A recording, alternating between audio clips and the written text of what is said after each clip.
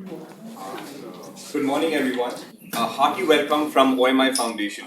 I am Anish Michael, Lead Center for Future Mobility. Before we begin the event, I would like to cover a few housekeeping topics. Today's event is being recorded and getting streamed live on YouTube. The chat is getting monitored and we will be posting on OMI social media channels. We also have a photography and videography team to capture pictures and videos. These will be posted on OMI's social media channels as well. For those of you on social media, please feel free to live post about the event and dashboard insights using the hashtag ease of moving. The social media handles will be present to you on the report and on the agenda as well. OMI Foundation is a new age policy research and social innovation think tank focused on developing knowledge framework at the intersection of mobility innovation, governance, and public good. OMI Foundation houses three interconnected centers which conduct cutting edge evidence based policy research on all things mobility. These centers are Center for Future Mobility, Center for Clean Mobility, and Center for Inclusive Mobility. We are gathered here today for OMI Foundation's Maiden Mobility Conference in Namma Chennai, Ease of Moving in Chennai, a sustainable mobility dialogue in partnership with IIT Madras. I extend a very warm welcome to all of our guests and participants. We really value you taking out time in engaging with us in advancing sustainable mobility. Today marks an important milestone for OMI Foundation as we initiate a Maiden City Sustainable Mobility Dialogue with IIT and also the release of important research products of OMI Foundation in none other than Namma Chennai.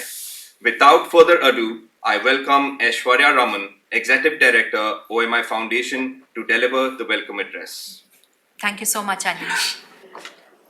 Dear friends and champions of sustainable mobility, it is such a pleasure to have all of you here. It is my honor to welcome you all to the conference Ease of Moving in Chennai, a sustainable mobility dialogue organized by OMI Foundation in strategic partnership with IIT Madras.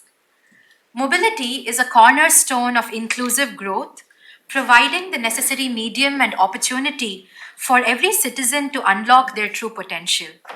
OMI Foundation endeavors to play a small but impactful role in ushering meaningful change as cities move towards sustainable, resilient, and equitable mobility systems, which meet the needs of not just today or tomorrow, but the day after. Today, in partnership with IIT Madras, we take immense honor and pride in convening this group of stakeholders from city authorities to citizens, academia and students, and civil society to foster a transformative dialogue on sustainable mobility within Chennai's ecosystem. Our goal is to catalyze Chennai's progress towards a sustainable future by addressing a comprehensive array of themes central to the ease of moving concept. These themes are impetus for active and shared mobility, wherein we evaluate initiatives and infrastructure that promote walking, cycling, and shared transport options. The second concept or theme that is relevant to ease of moving is seamless mobility. Herein, we assess the integration and efficiency of different modes of transport. The third is towards Vision Zero. We focus on road safety and aim to reduce traffic fatalities and serious injuries. The fourth is mobility for all. Here we ensure equitable access to transportation for all demographics. The fifth is affordable mobility.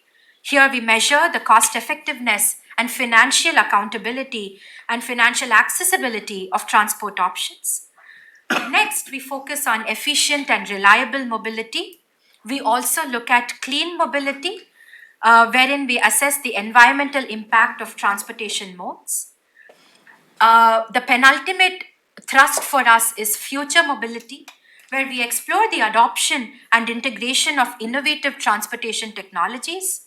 And lastly, but most importantly, investment in city, where the evaluation is held on the extent and effectiveness of investments in urban transport infrastructure. As we embark on this journey together, it's imperative to acknowledge the complexity and the interconnected nature of these themes. They're not standalone challenges, but are deeply interwoven into the fabric of urban living, influencing and shaping our daily experiences and the environment around us. The task ahead is daunting, yet I'm sure it's filled with unprecedented opportunities to reshape the future of urban mobility in Chennai and beyond. This conference, which we are organizing in partnership with IIT Madras, is not just a platform for dialogue but a call to action as well. It urges each one of us, regardless of our roles in society, to become catalysts for change. The insights and outcomes from today's deliberations are intended to guide policy formulation, influence public opinion, and spark grassroots initiatives. They are a blueprint for action, charting the course towards a mobility ecosystem that is not only sustainable but is also inclusive.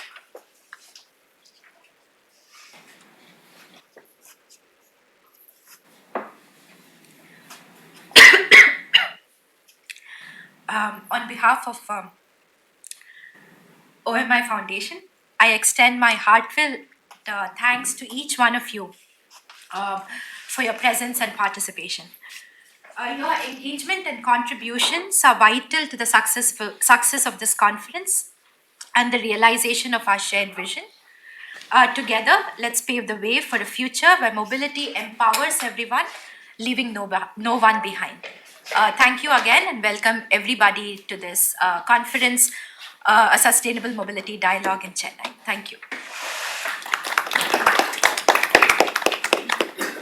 Thank you, Aishwarya. Today, OMI Foundation is indeed pleased to partner with IIT Madras in convening this Sustainable Mobility Conference.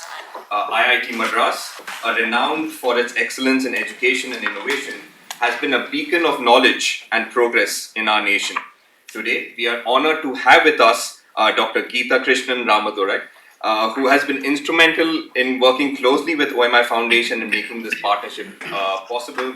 We also would be having with us Dr. Raghunathan Rangaswamy, who will be joining us shortly, and as we sign the MOU in the coming moments. We welcome you, sirs. Today we are honored to have a special address from the esteemed director, Professor Dr. V. Kamakoti. Could we please have the video played, please?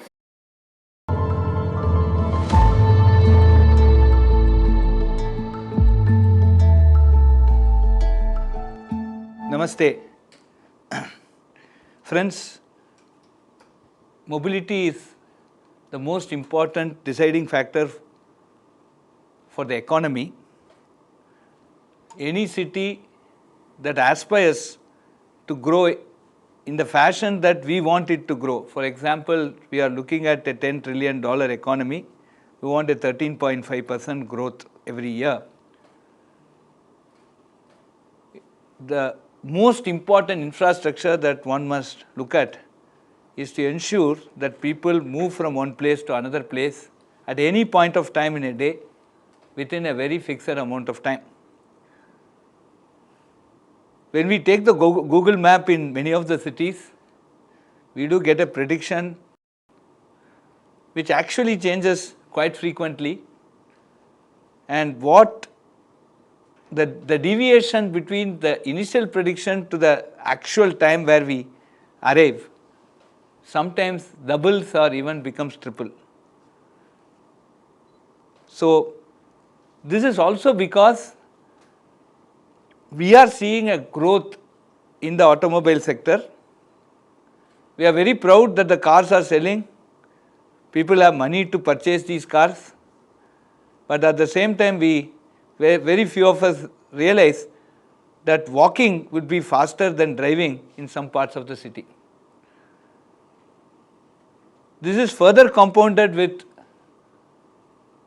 things including the carbon emission, the amount of energy that is getting wasted, pollution leading to diseases, and most importantly, the non-determinism which actually makes certain very critical services impossible.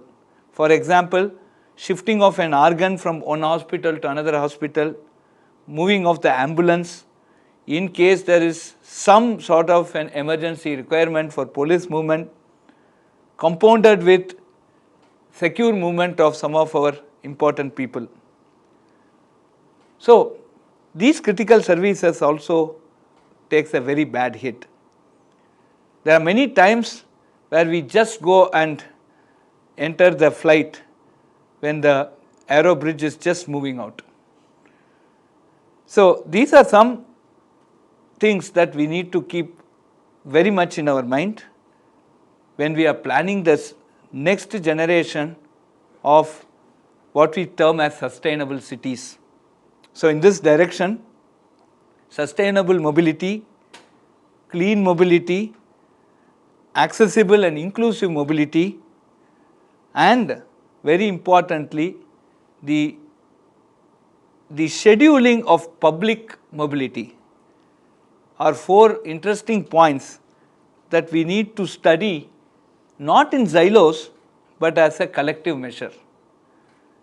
Today we find, after so much of introspection, I did find out that for me to travel from a home to airport, a dual mode of going to the nearby metro station and catching the metro is 4 times faster, 3 times cheaper, and at least 2 times less carbon emission than what I do by going by a car. So, these type of studies must be made available so that people can plan and start using these facilities. Friends, when we actually start building infrastructure, it is not that the infrastructure is not the challenge, but the real challenge lies in making the end user actually use this infrastructure. Studies of this kind will be a very big eye-opener for many people, common man, on how to effectively and efficiently use these infrastructure. And this will also lead to lot of employment, lot of reskilling, lot of learning, and that is also a very important aspect that we need to keep in mind. For us to sustain, I live 10 kilometers away from IIT Madras campus. By cycle, I used to reach my house in 20 minutes 30 years before, but today by car it takes 45 minutes. So life is becoming more and more unsustainable.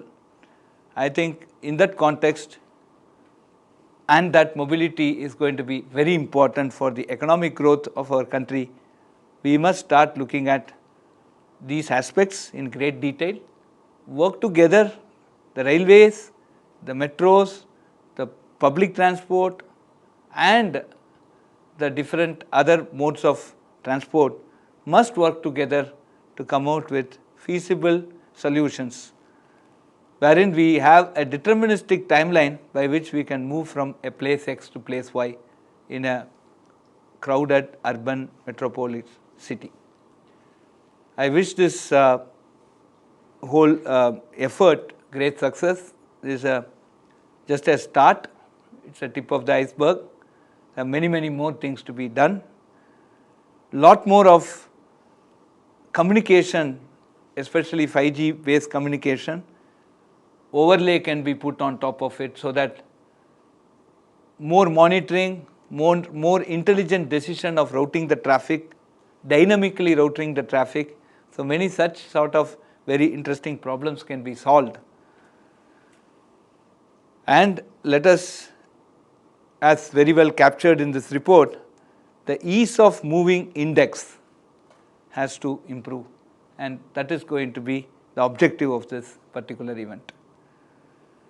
I wish all the stakeholders a very active participation, and please do come over as a consortium to take this very important activity to the forefront so that common citizen benefit out of this. Thank you very much. Active participation, and please do come.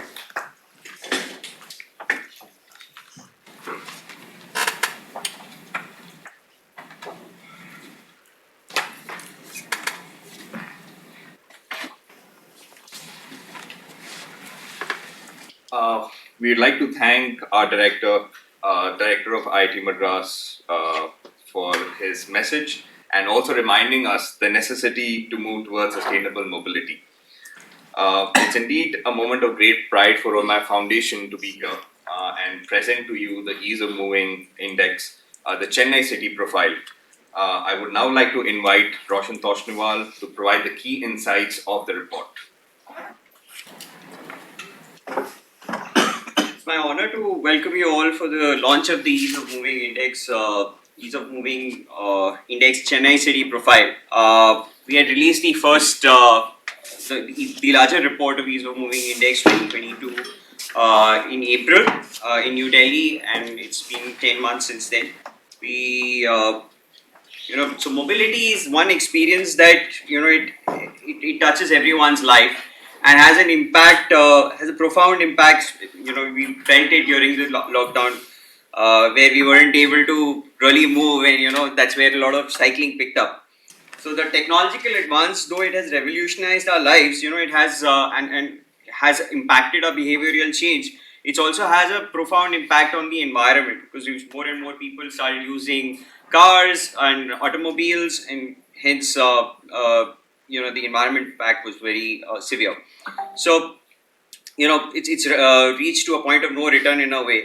Now we endeavor to make small and meaningful impact in this whole process of doing things.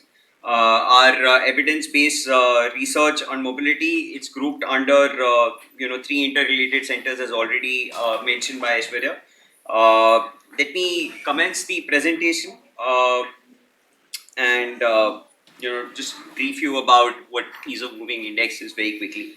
So the objective of the Ease of Moving Index was to create a mobility baseline for cities and benchmark the various improvements achieved on each mobility parameter over the years, and foster a competitive spirit among the cities, so that it improves mobility holistically and in a sustainable fashion. So what we could do is learn from each other peers. The first edition was in 2018, where we had 20 cities, and in the second edition we had 40 cities. The first edition had about 50 metric. In the second edition, we divided the cities into 4 clusters, 110 metrics, 41 different indicators, and we had surveyed over 50,000 people in the process. In general, what we see is we've divided into 9 different parameters, as already mentioned. I'll not delve too deep into that. But what we've seen is that cities fare better in affordable mobility and clean mobility parameters, and collectively score low on the on the future. On the future mobility and investments, that when it comes to investments in the cities.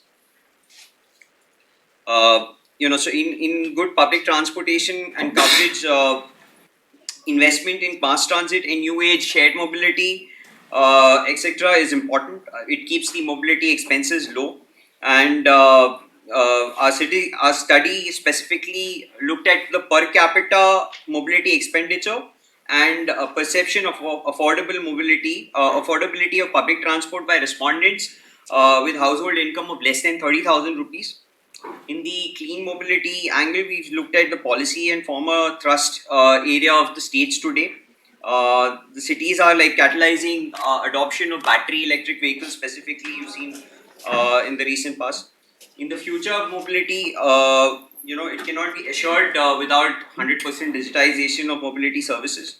So various apps, from journey planning and delivery, in discovering public transport services, parking payments, payments in general, I'm saying, are the need of the hour. So necessity being mother of all invention, and investment cities that necessarily are, as highlighted in every budget, are key to the running the engines of economic growth today. And these are like the different aspects that we wanted to delve on. I'll quickly delve into the our Chennai city profile and take you through it. In Tamil Nadu, we had surveyed into Coimbatore and Chennai. Coimbatore was ranked third in our list of cities, and Chennai was ranked 15th in the list of cities based on those parameters. We did a total of 3,127 surveys, with 45% of the respondents, as women in trans non-binary section, but 4.3% were persons with disability. 81% of the respondents were in the age group between 18 to 60, and 31% were graduates. 62% of the respondents were either the salaried employees, employer, or self-employed process. Some of the positives and key insights from our survey and result were that it was the second highest when it come to adoption of public transport. We see a lot of people still use a lot of public transport for different types of trips. About 95% respondents use public transport on a regular basis, is what they said. Second, it fared second highest when it come to the active and shared mobility. About almost 75% of them use active and shared mobility in these measures. It also has the highest mass transit network per lakh population, about 3.3 kilometers per lakh population. This is including the built and unbuilt. I'm saying 108 kilometers of suburban trains and 54 kilometers of metro, which is operational. In addition, 119 are approved and 84 is being built. The transit network is fairly well spread, and it's quite evident that 35% are able to access public transport within 10 minutes of walk or cycle. Now this is second only to Pune as a city, where about 36% respondents said that there is a public transit network within 10 minutes of their vicinity. Over 90% of women in trans non-binary respondents use public transport on a regular basis. So it's sort of showing how people move also. But cities are very diverse, and there's no like a straight jacket approach that one size can fit all. So you need like different modes of transport, different mediums of transport to sort of move. And a data-driven approach will enable the cities to prioritize this decision making, and that will yield desired results and catalyze this change.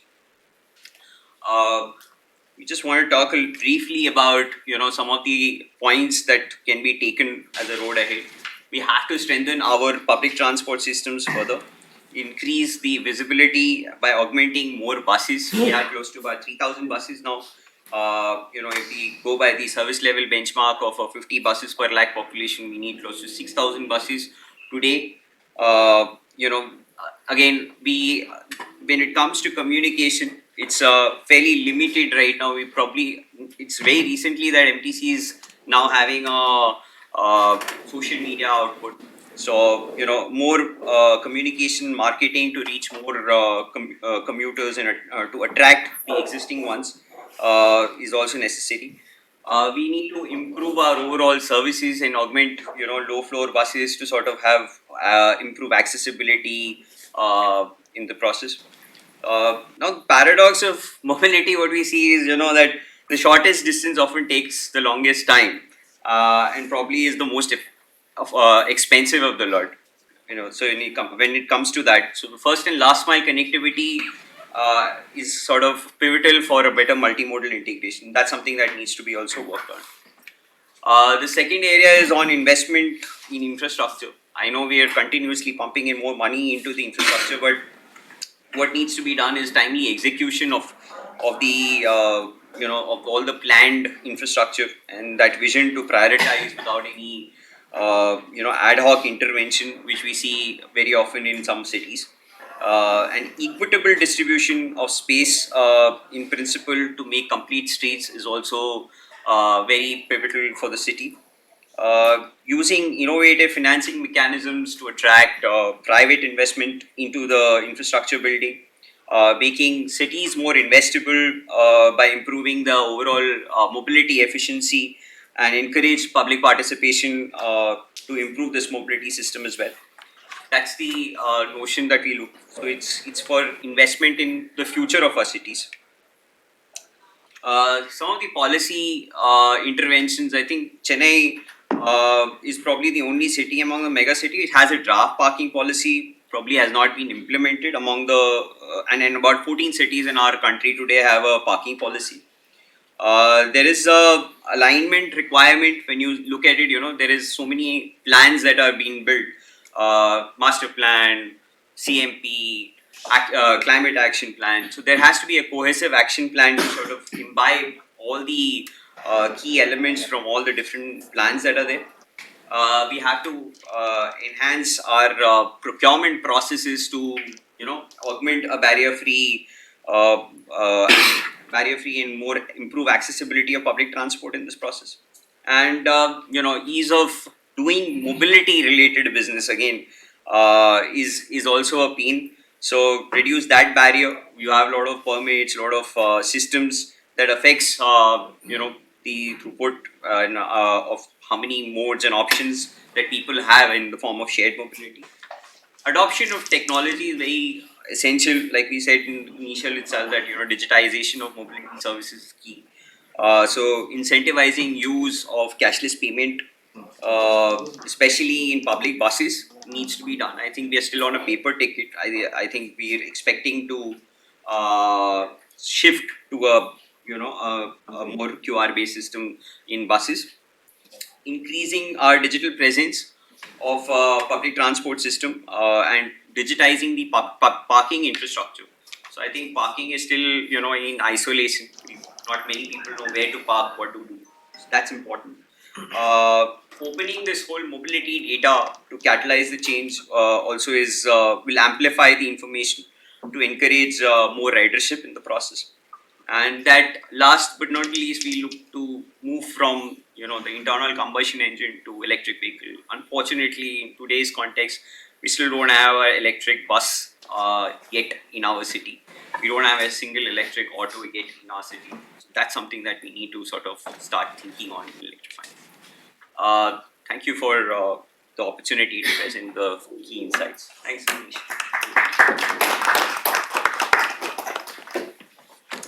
Thank you, Roshan. It's indeed a pride moment for OMI and IT together to present the key findings of the report. Sure. Yeah.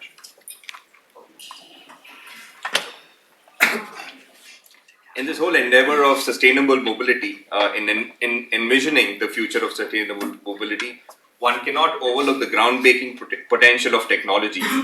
As we grapple with the pressing needs to mitigate the environmental impact of mobility and seek innovative solutions to address urban congestion, technology such as Hyperloop emerges as a possibility.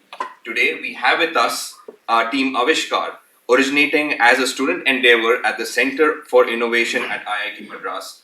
Team Avishkar has gained international recognition through triumphs in Hyperloop competitions. Now, with aspirations to elevate Hyperloop innovation, they are embarking on an ambitious venture. Their mission is to propel India into a pioneering role in Hyperloop research and development on the global stage.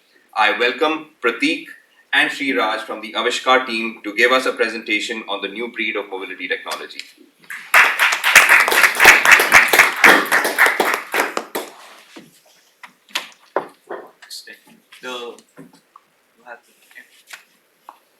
Hello everyone, I'm Prateek Sharma, current Avishkar team head, and I take care of all the technological things. And with me we have Sri Raj. He is like a business lead of Avishkar. So we'll start with what like Hyperloop is. Like initially, like the basic things that we all know about Hyperloop. So we know that Elon Musk brought that idea in like somewhat 2013. That he proposed that we can make a like fifth mode of transport which is more sustainable and can like save a lot of like carbon footprint. So, but that idea is not originally from him. This was like originally been worked on by Boris Petrovich, So this is the like initial idea which he proposed, but at that time he didn't have the technology to like make it real. So and like we all know like it can if this technology comes up and we like put more resources in development and research, it is like its potential is to reach up to like 100 km per hour of speed, and which can like reduce the significant time in travel. And since it is like a ground transport, so the risks are also very less.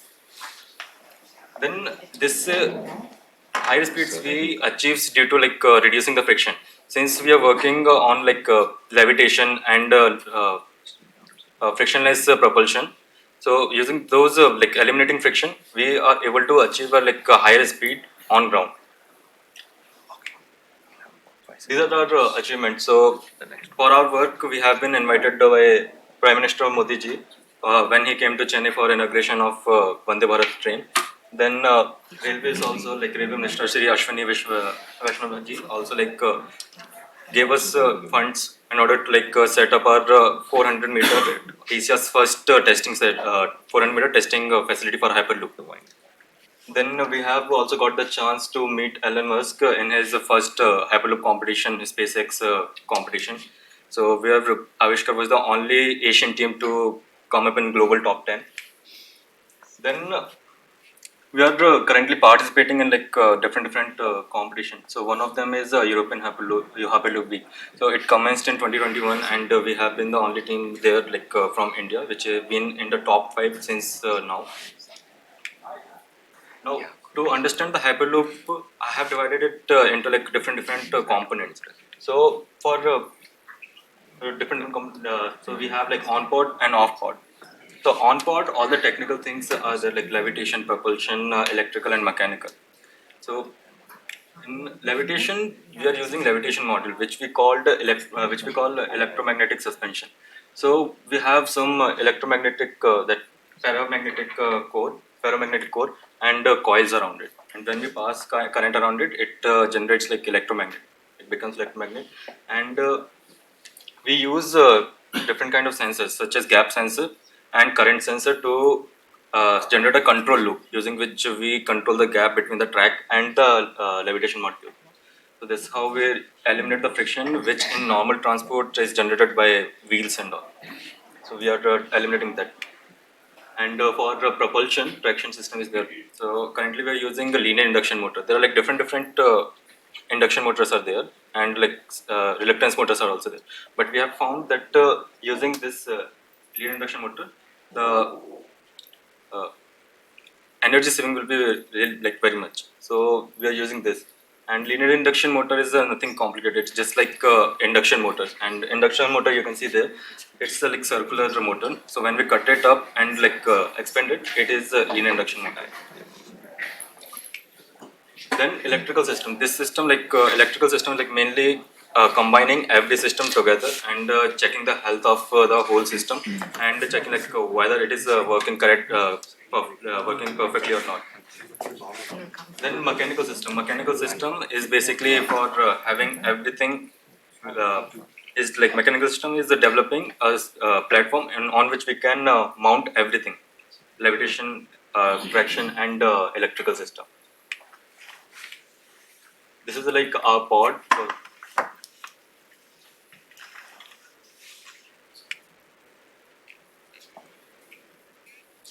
Yeah. Now coming to the infrastructure part. So from Hyperloop perspective, infrastructure is the part which is the most costliest one, because in order to achieve 1,000 km per hour or 740 km per hour speed, we have to set up an infrastructure which can reduce the drag. And for that, we have like vacuum tube. So vacuum tube is the infrastructure, like main component of Hyperloop infrastructure, and it needs to be designed such that it can stand the like loads which are exerted by vacuum pressure. And generally, like, we are introducing that vacuum inside tube such that we can reduce the drag, which is drag forces which comes on like a normal day-to-day like transport. Then track we have track can be like customly designed. Track should be like able to help levitation and propulsion. So this is a custom track.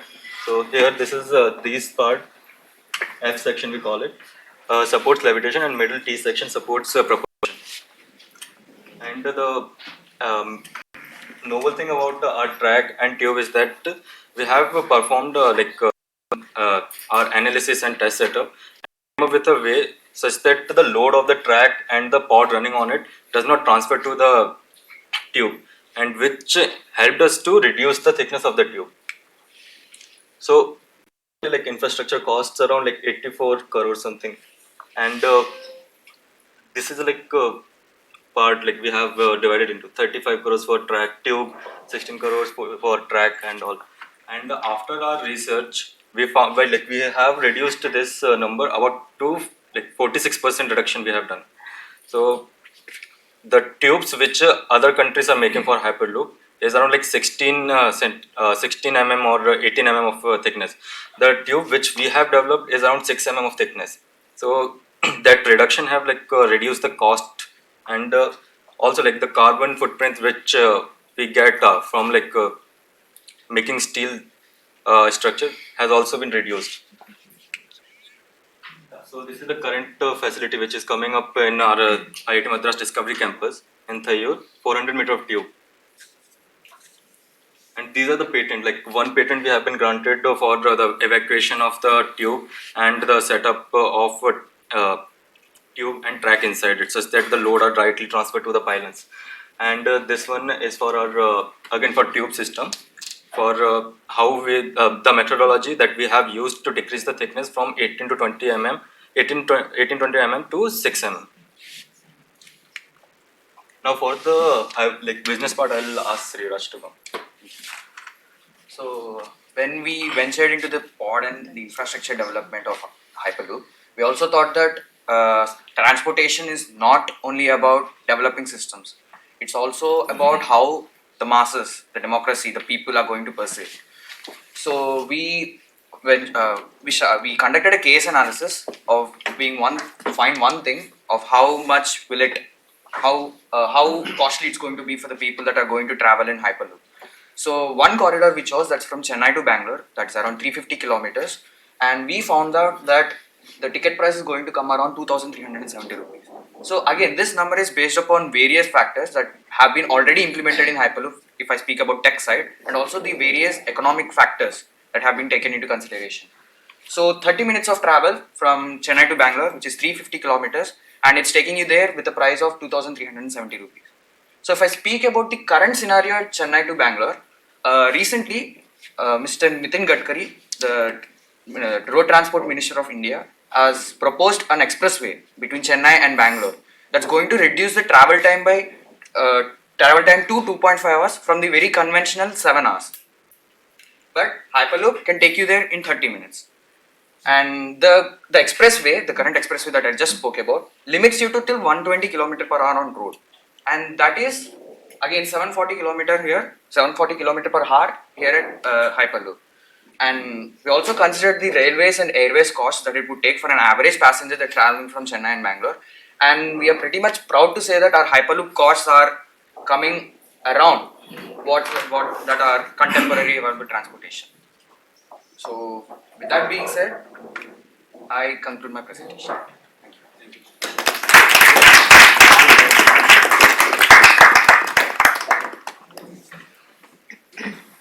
So we're really proud of our students here. They've been doing fantastic work. Thanks. It's such a pleasure to have you.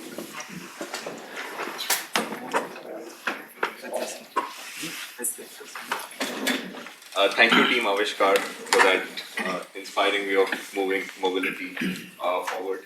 It is indeed a great moment for us to invite Dr. Raghunathan Rangaswamy here amidst with us today. Professor Raghunathan Rangaswamy is currently the Dean of Global Engagement at IIT Madras. His research areas are reinforcement learning, big data process analytics, machine learning, big data. He's received his PhD in chemical engineering from Purdue University. He's also the co-director of the Process Control and Optimization Consortium at Texas Tech University. We welcome you, sir, and thank you once again for making it for the conference. Today is indeed a great moment for us as we witness and we gather here to the signing of the MOU between OMI Foundation and IIT Madras. This MOU signifies a significant step towards a collaboration and mutual commitment to sustainable mobility. I would like to invite Aishwarya Raman from OMI Foundation and Professor Raghunathan Rangaswamy, Dean Global Engagement from IIT Madras, to sign the MOU.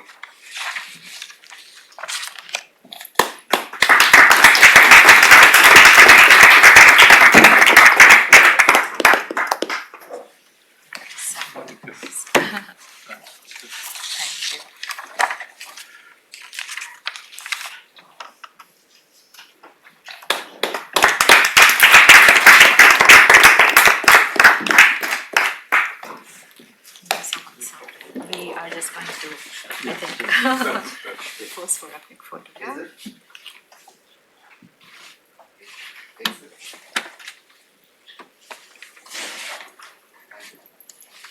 Thank you so much for the opportunity. With your permission, sir, with your permission, I'll just say a few words, and we'll love to hear from you as well, sir. Everybody, it gives, on behalf of OMI Foundation, I take immense pleasure to sign this MOU with IIT Madras.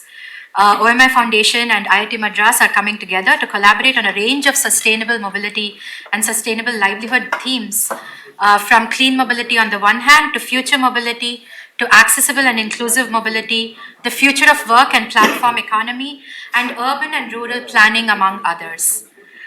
This MOU is a commitment to action, innovation, and shared vision.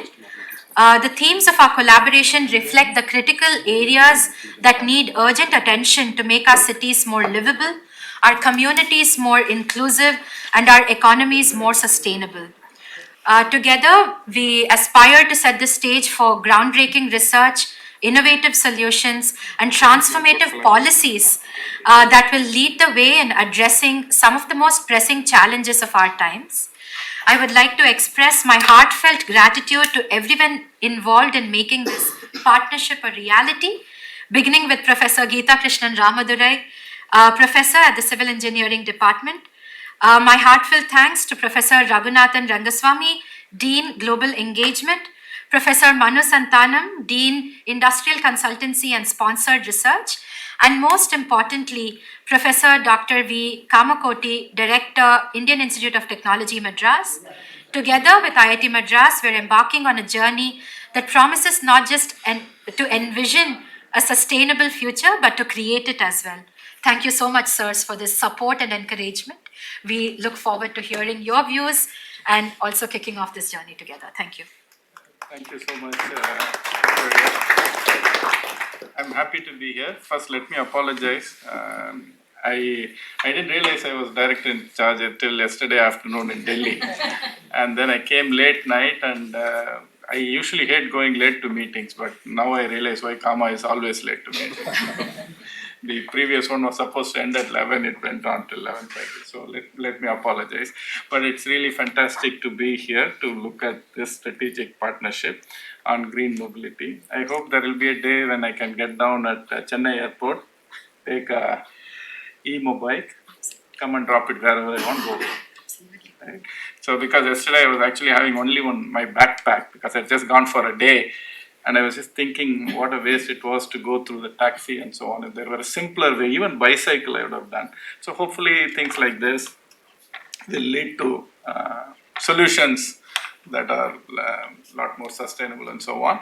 So very quickly, I don't want to take too much of your time. At IIT Madras, we have been really pushing on boundaries on various initiatives. And I think of particular interest to this group is the sustainability related things that we are trying to do. I just wanted to give you a little bit of a bird's eye view of that. We have announced, but we need to do a lot more, a School of Sustainability here at IIT Madras, which will have representation from all departments. We did an audit of how many departments are doing sustainability research and found out practically every department was involved in some part or the other. So under the big umbrella of sustainability, I think there are several initiatives that we are looking at. And I just want to mention two. One is the Energy Consortium, which is looking at energy technologies, renewable energy, net zero, and so on, which forms a big part of sustainability.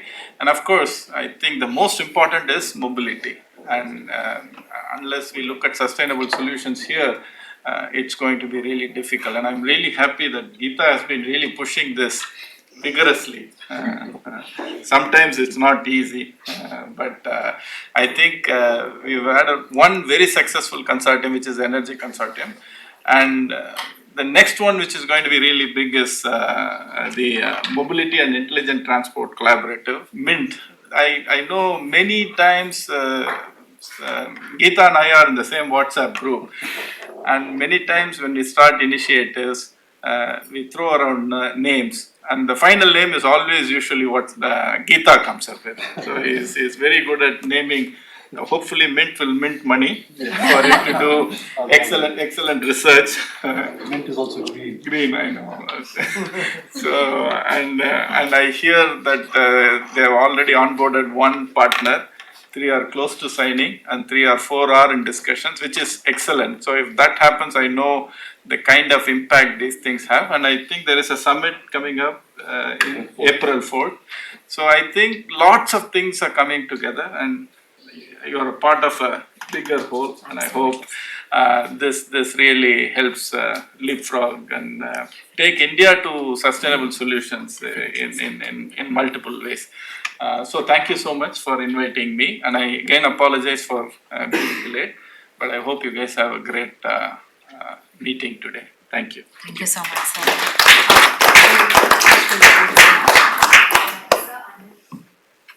Launch the reports. We made a small presentation earlier, Roshan, but I invite all of our esteemed panelists also to hold up pose with the the report, so we can take a good photograph. I also invite Roshan and Anish to join us here. They are the lead authors of the report. May I also welcome Apurv to hold up our data comics. Today we are also unveiling our Tamil data comics. This is the story of Bindu as she navigates a large metropolitan city. We hope that the audience in the room and elsewhere is able to take away and find these reports insightful. Thank you.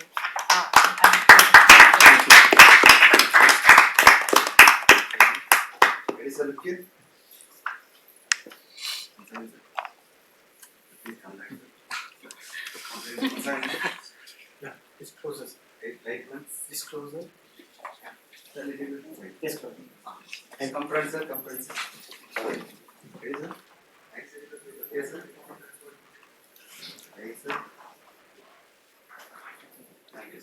Thank you so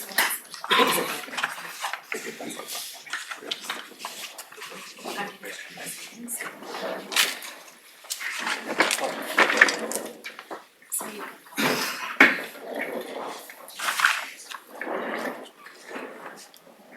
Yes.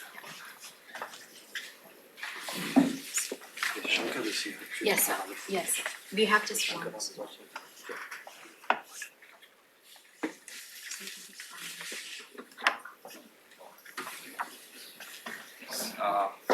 I'd like to thank Dr. Ranganathan as well.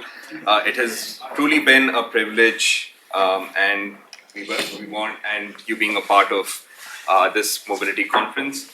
And as we gather here to unveil the Ease of Moving Index, the Chennai City Profile, we also had the honor of having Dr. J. Radhakrishnan, Commissioner, Greater Chennai Corporation, unveiling the reports and the dashboard for us.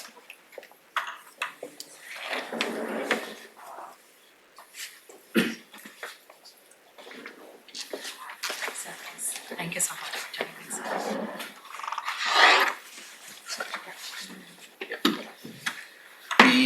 As part of our endeavor as the Ease of Moving, we have also built an Ease of Moving Index dashboard. The Ease of Moving Dashboard by OMI Foundation is a one-stop solution on how India moves. The dashboard presents data and insights from the Ease of Moving Index, which measures and benchmarks mobility scenarios in cities. This first of its kind framework entails 9 parameters, 41 indicators, and 110 metrics, creating a comprehensive understanding of a city and citizens' mobility patterns, needs, aspirations, and challenges. As part of our release, we also had the data comics in the Tamil edition. The Moving While Women, Bindu's Big City Journey is an innovative data comics that dives deep into the unique experiences of women navigating urban mobility in India. This captivating visual narrative illuminates the nuanced differences women and trans non-binary people encounter while moving, ranging from safety concerns and accessibility limitations to the pervasive issues of harassment and unequal access to public transportation. The comics also examines how mobility issues can be magnified for women from marginalized castes and communities, women with disabilities, elderly women, women traveling with children, and trans non-binary people. Step into Bindu's shoes as she navigates the Indian metropolis, uncovering the trials, tribulations, and triumphs that come with being an Indian woman on the move. Friends, I encourage you all to explore the reports and dashboard displayed before you. Today, we are also honored to have with us Dr. Shankar Ram, Principal Investigator for Center of Excellence for Zero Emission Trucking. The Center of Excellence for Zero Emission Trucking has been established within the Department of Engineering Design at the IIT Madras in Chennai. Its primary objective is to expedite the introduction of zero emission vehicles in the above 12-ton, running more than 60,000 kilometers annually trucking segment in India. Zero emission trucking is pivotal in sustainable mobility by reducing greenhouse gas emissions and air pollution, crucial for mitigating climate change and enhancing public health. It fosters cleaner urban environments and lessens dependence on fossil fuels, promoting energy security. It also aligns with the global sustainable mobility goals, driving innovation and economic growth in the green transportation sector. I welcome Dr. Shankar to come and give his presentation.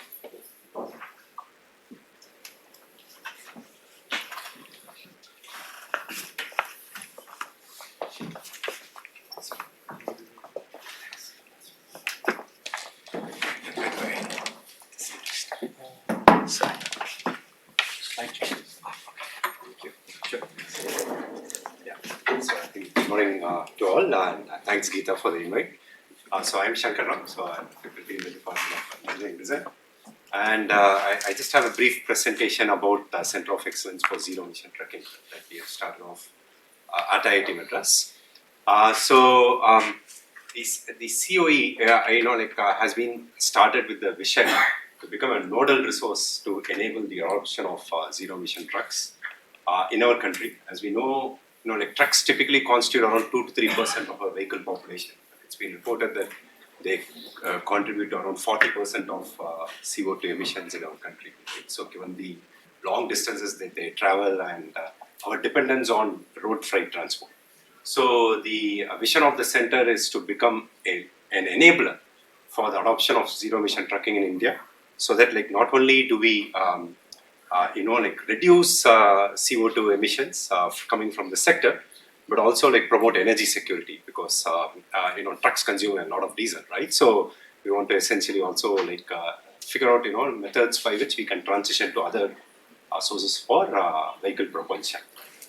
And of course, OEMs have set targets to essentially go for zero emission trucking adoption well before 2050. The two major players have already announced targets before 2050, but the vision of the center is that by 2050, we want to enable zero emission trucks in India.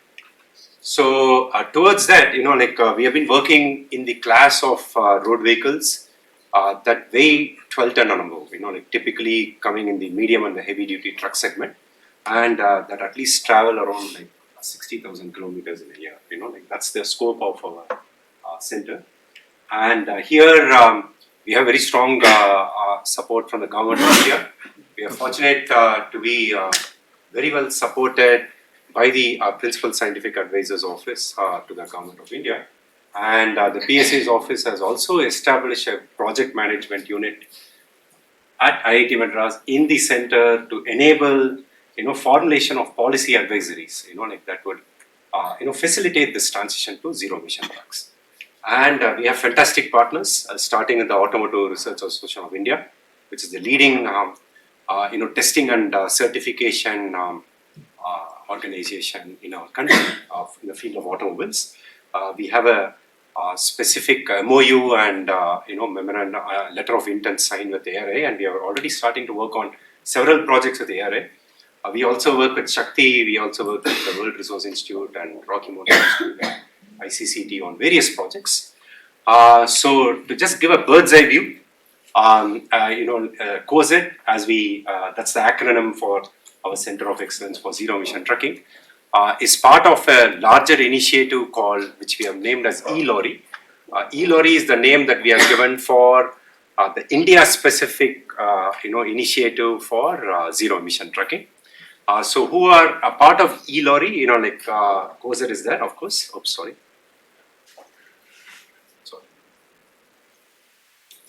That won't work in this. Oh, it doesn't work. You can use maybe your hand. Okay. I think COZED is here. So, of course, in addition to COZED, we have also various other entities, who are our partners in this initiative. And broadly, what we have done is that we have bucketed our, at least approach into 7 action streams, right? So we are working on policy, through the policy advisory panel that has been constituted by the PSA's office. We are also working on several technical projects. For example, one important project that we have already initiated is to develop an automated overhead charging device for trucks, particularly at the high amperage, high voltage levels, right? Which will be very India specific and which will also facilitate, adoption of zero emission trucks in India, because the fuel for ZETs is electricity, right? We need to charge them. So the question is that as they transit, can we establish charging parks at the appropriate locations and facilitate, high power charging, right? So to enable, the adoption of ZETs. So we are also working on various studies, for example, we want to figure out, what are the failure modes of zero emission trucks.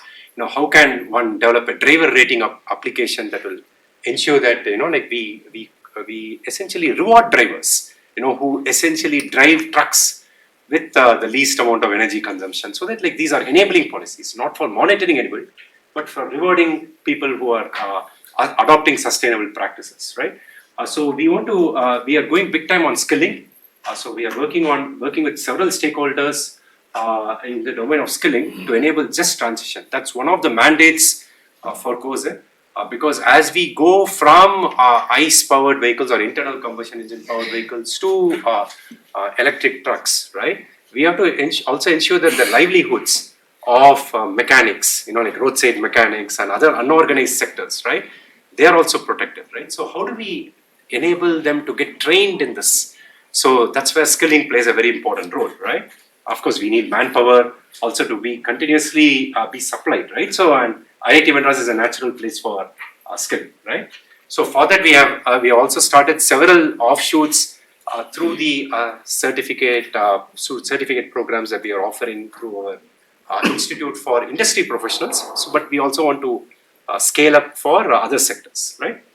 So we are also working with partners to evolve safety guidelines, safety roadmaps, and mandates.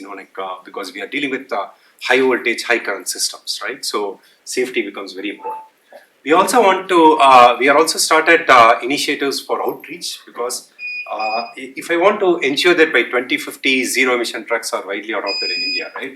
First, the current stakeholders, fleet operators and drivers should become aware of them, right? And then they should start, accepting them, and then that will lead to adoption, right? So we need to make people comfortable, right? There are several challenges to that, and our outreach programs are designed to help people overcome these challenges and help them adopt these vehicles. And of course, in order to show that, like ZETs are the way to go, we are also starting off on pilots. Several studies have started identification of these pilot corridors where we can demonstrate how ZETs are better, right, from various aspects. We are working with partners to also like set up a state-of-the-art pilot tracking center right here at IIT Madras, so that the data is streamed continuously and we can provide real-time updates. Even if something goes wrong in a vehicle, we want to update the driver and the fleet operator. Look, it's time for maintenance and so on, right? So a lot of interesting studies. Of course, multidisciplinary, multi-domain, and we have a big team, from various domains of studies, working on these projects. And oops.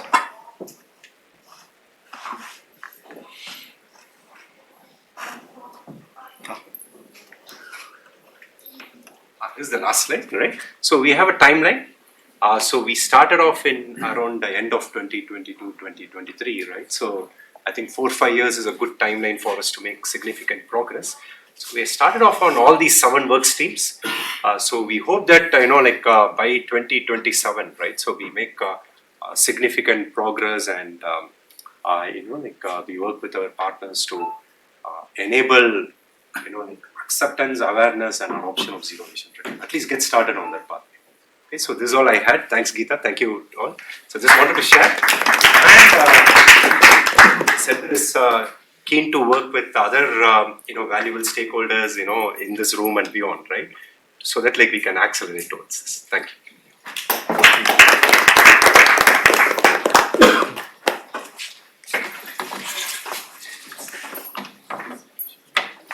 Thank you, Professor Shankar, for your insights. I think by advancing zero-emission trucking, we pave the way for a more sustainable future where efficient and clean freight transport move towards faster adoption. Friends, with that, we come to the end of our plenary session. I would like to take this moment to express our gratitude of your presence and participation. As we move forward with our agenda, I kindly request you all to remain with us. We have an exciting panel discussion coming up, and I would encourage you all to again explore our latest report, dashboard, and data comics, and please do share your thoughts with us.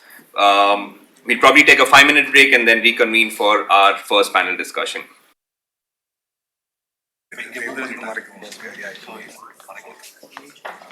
Ladies and gentlemen, it's my pleasure to welcome you to today's first panel discussion. Before we begin, we also have water dispensers here for your convenience. If you also want us to bring up some refreshments to you, please let us know. We have a few team members that you can tell and we'll help you with that. Today we are proud to host some of the most distinguished and articulate voices in the field of mobility and look forward to their insights on the ease of moving in Chennai on this very important topic of impetus for active and shared mobility. The aim of this panel discussion is to delve into measures required for higher adoption of active and shared mobility and thereby mitigate emissions and congestions in Chennai. A comprehensive coverage of the public transport system needs to be supported by seamless first and last mile connectivity. The discussion will also explore investments in active mobility infrastructure as a catalyst for promoting healthier lifestyles. To steer this conversation, I would like to invite the moderator of the panel, Professor Geeta Krishnan Ramadurai, to take the stage and also initiate the discussion. Dr. Geeta Krishnan Ramadurai is a professor in the Transportation Engineering Division, Department of Civil Engineering, and a co-faculty member of the Robert Bosch Center for Data Science and AI at IIT Madras. His overarching goal is to develop technological and management solutions for a safe and sustainable transportation system.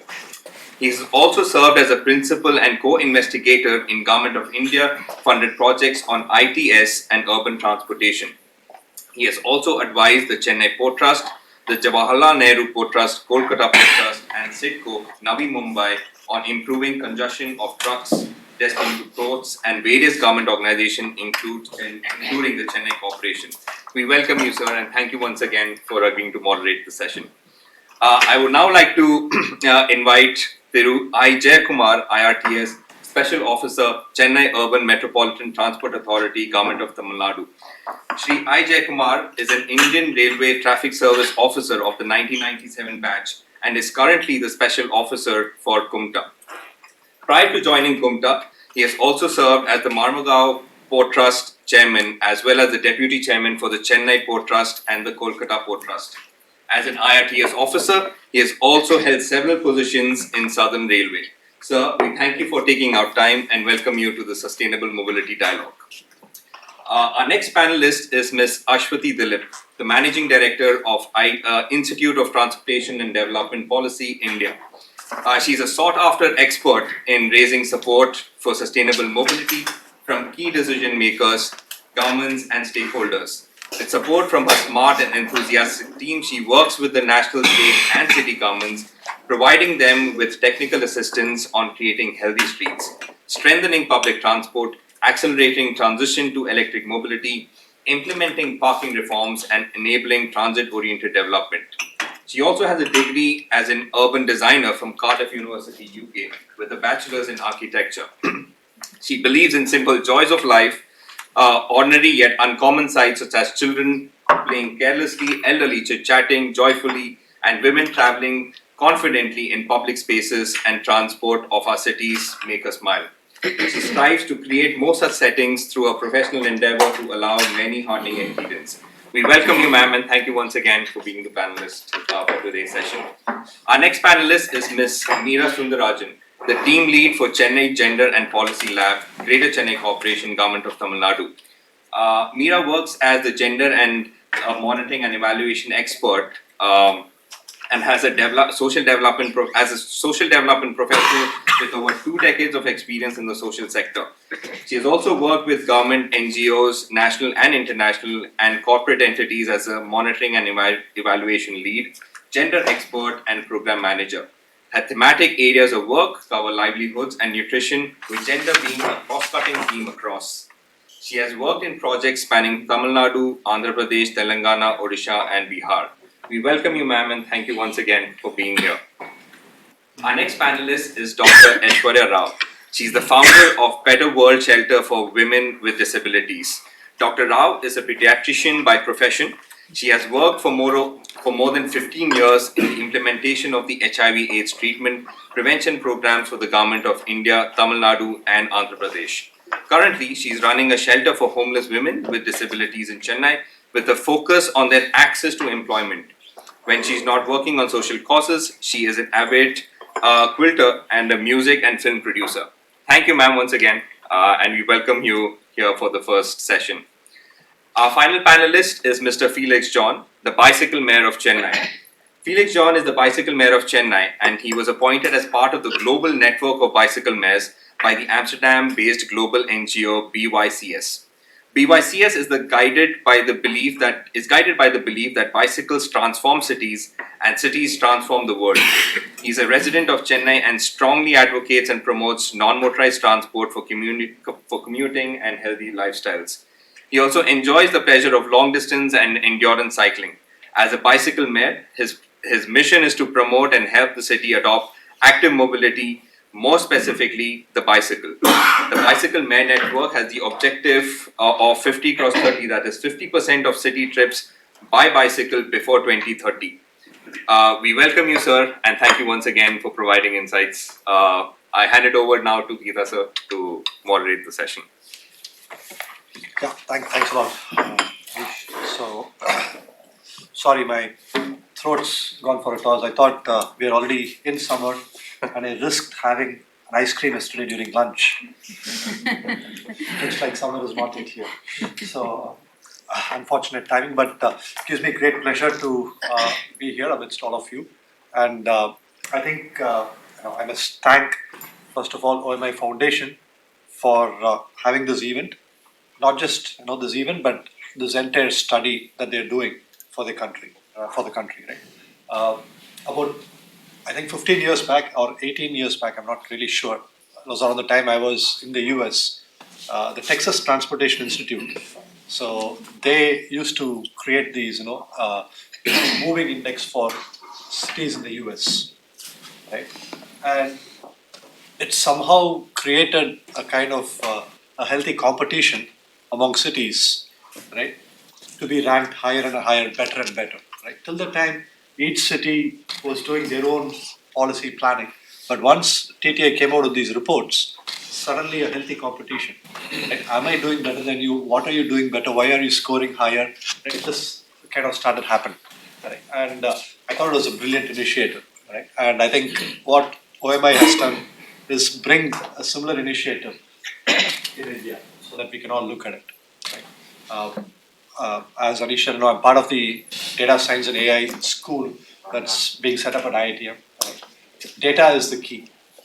We can all talk about a lot of things, but if you don't have data to back what you're saying, it's not going to be accepted. And that again, this study is completely backed by data. Right? It's done by independent surveyors collecting data from multiple people, right? Consolidating that, coming out of this report, and for the first time, I think we have data from multiple cities so that we can compare each other, come out with recommendations, right? Come out with lessons, what is working in certain places. So I think it's fantastic, what OMA Foundation has done. I congratulate them on that, right? And we had a small part to play. I think we supported them with the questionnaire design, and the data was so good that we were able to even publish a few research articles, right, in leading transportation journals, right, based on this data. So that's fantastic, that it's happening.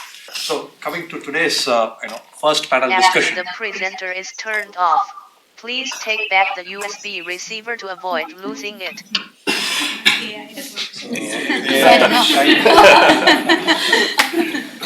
We'll work on that. So yeah, the first panel is on active and shared mobility. Right. If you think about it, even private mobility starts with us walking to the vehicle. Right. So I think every mobility that we do is shared in some context. Right. Sometimes some people park their cars inside the house; they can immediately start. Sometimes you have to walk, to a parking garage and. If this can be extended further, if people can walk another 500 meters and they have convenient options, right, then I think we really are into the golden era of having, much better shared mobility, right? And I've been having arguments with Roshan about how much of, IPT is there in the city, but, it's really overwhelming. If you look at numbers again, right?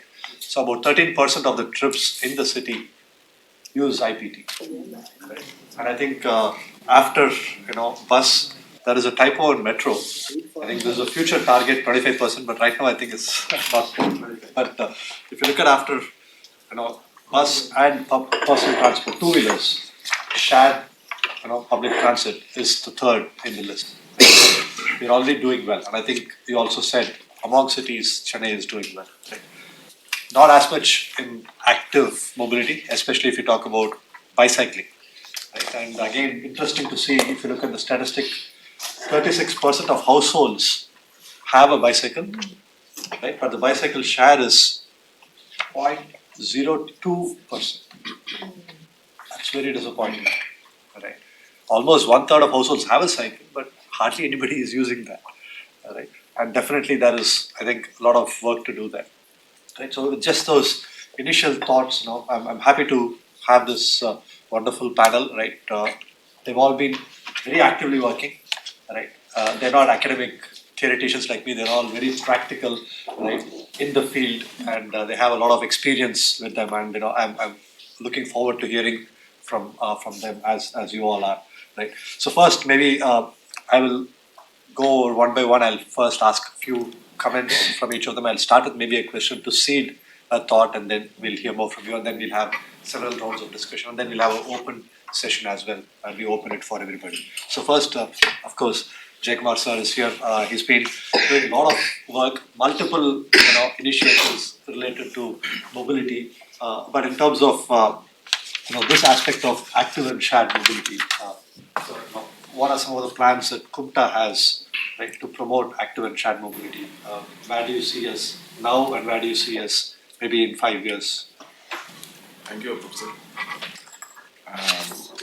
Just I wanted to know, go to the basics of definitions. I think many of you may be knowing what is transportation and what is mobility. So transportation is moving of one person and one product from one place to another. mobility is the ability of the person to move. So the subtle difference is transportation is mode dependent, mode focused.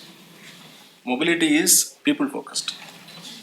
So there is a shift of focus towards the people for the past decade, in the past decade or 15 years. So earlier we used to say transportation only. Now we are talking about mobility, seamless mobility, inclusive mobility, sustainable mobility.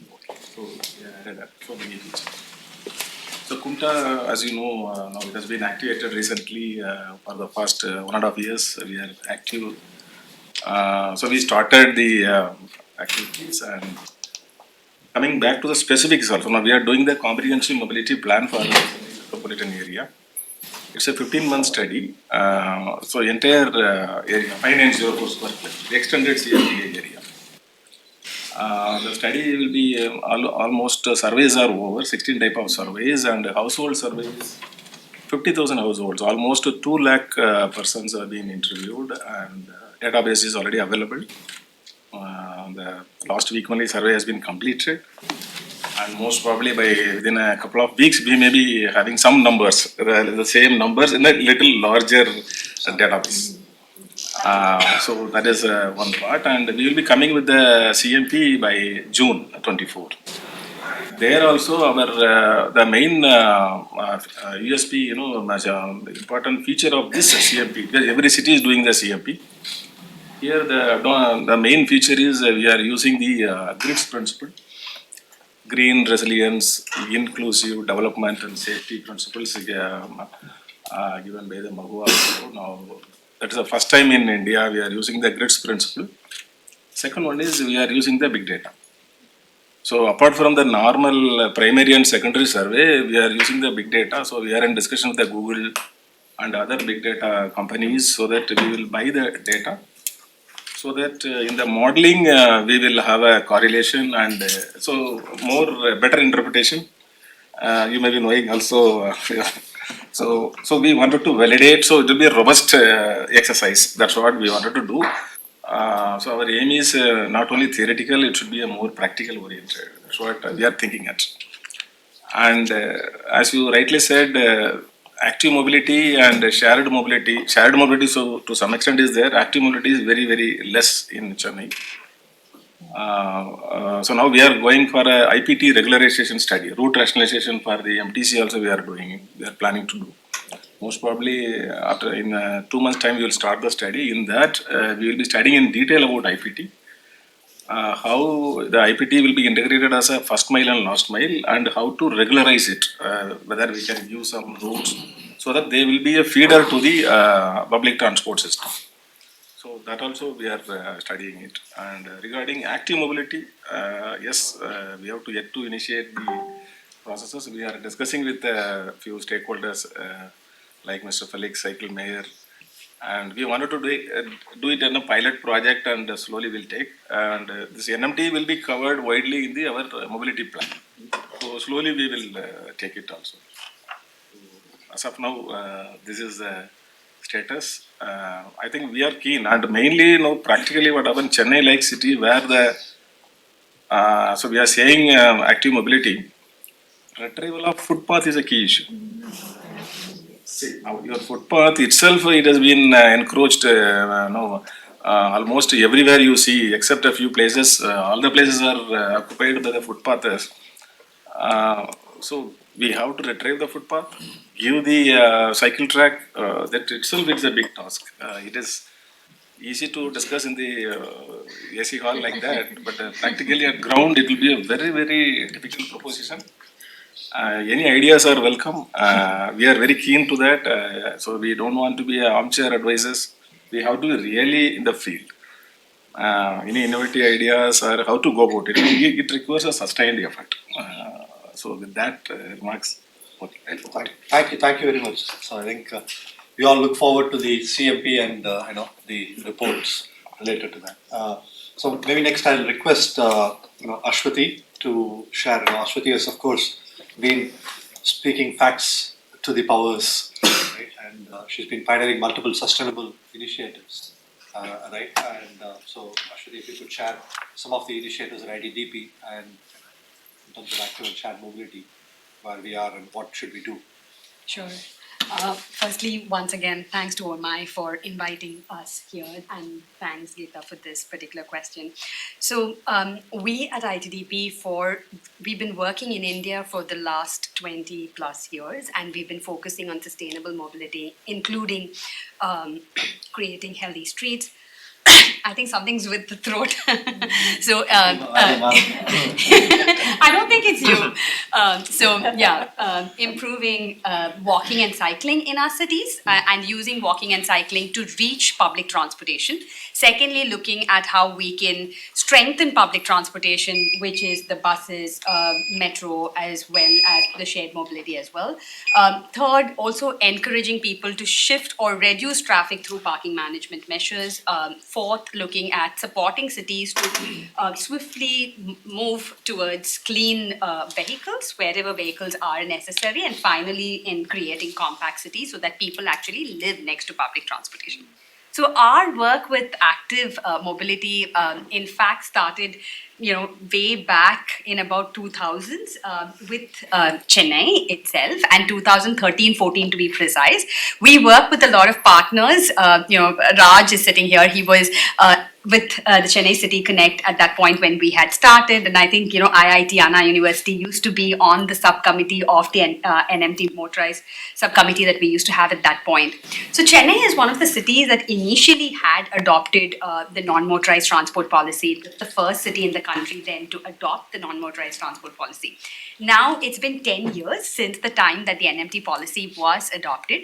At that point, the city had created, it looked at, like the way Sir rightly said, starting with just footpaths, and looking at reclaiming space from the streets for creating footpaths, which were very basic. That is just continuous footpaths with the right level of width, making sure that our citizens don't have to keep stepping up and down, making sure that the intersections are compact.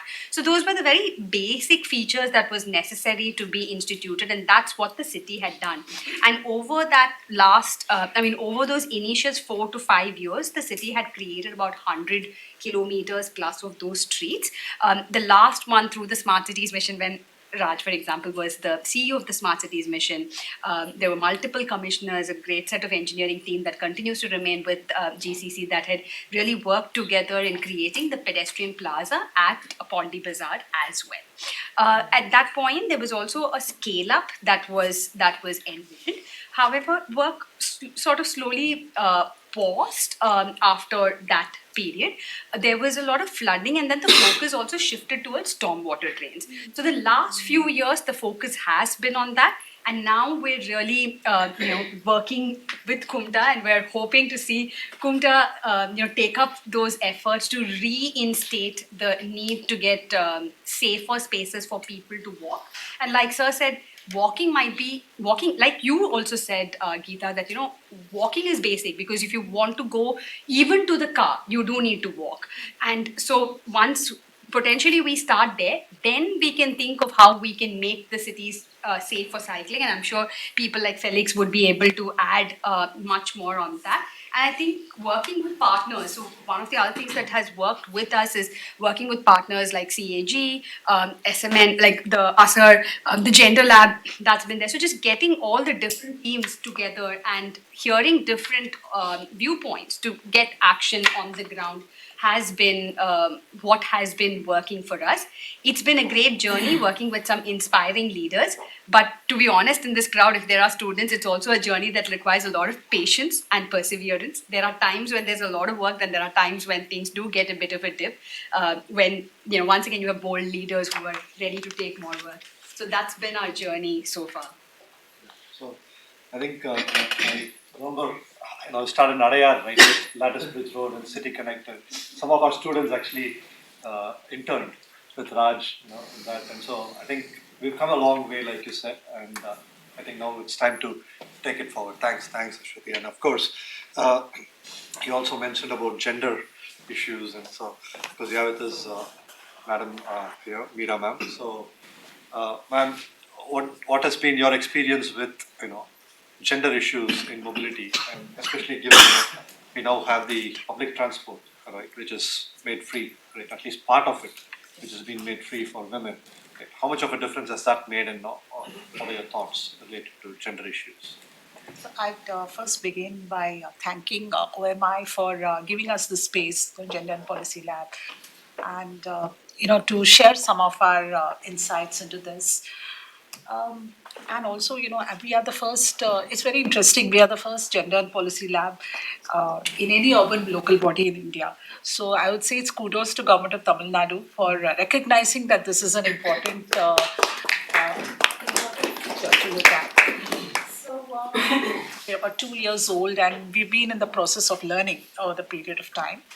I mean, there is quite a bit of data, and there's also a lot of things that we realized when we came on the field. Men and women travel differently and for different purposes. While women travel for, while men travel for work primarily, women's travel also includes a lot of caregiving activities. And women usually travel with dependents. Women travel with kids, women travel with elders. So these are some of the features of women. And women are very, more women walk when compared to men. And we recently did a study, we did a survey, we did a perception study. How do women perceive safety and mobility in the city of Chennai? We covered about 2,400 women, 500 men, and 100 trans people. And some of the interesting findings from that we found, on an average, a woman for work travels about 5.8 kilometers within the city. She travels 5 days a week. And for education, it's 3.6 kilometers, again, 5 days a week. And everyone was very positive about this. Buses being the primary mode of transport for most women. About 90% of the women said that that is their main mode of transport. So if you look at that, and they said that the closest transit point for them was a bus stop.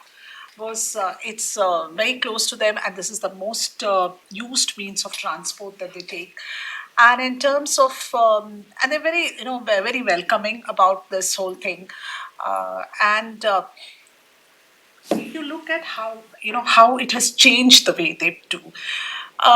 Today, women are, transportation is an enabler. If you look at women's economic empowerment, you need to be mobile. Like Sir had mentioned about mobility being about people. So mobility should be enabling for a woman to go.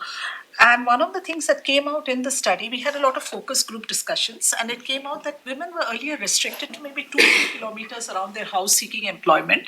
So today they're looking beyond that, 5 kilometers and more. And this made a lot of more sense to women who are poor. Construction workers said, and daily wage workers said a lot of things had changed for them, because today they're not dependent on the small place and, the whatever opportunity was available. They're going further, looking for that, because it's not costing them much. So that's been a big change. And some of the other things that women feel that this free travel has done is also, earlier they would walk a lot. They would, walking was a main thing, because they would think that I don't want to spend money on this. But today, because it is free, a lot more women get on a bus and get off after a few stops. So that has changed. And then in terms of, what else has changed, a lot more women are using, we found that on a week, a woman travels maybe 2 days a week for what we would say leisure, 5.5 kilometers on an average.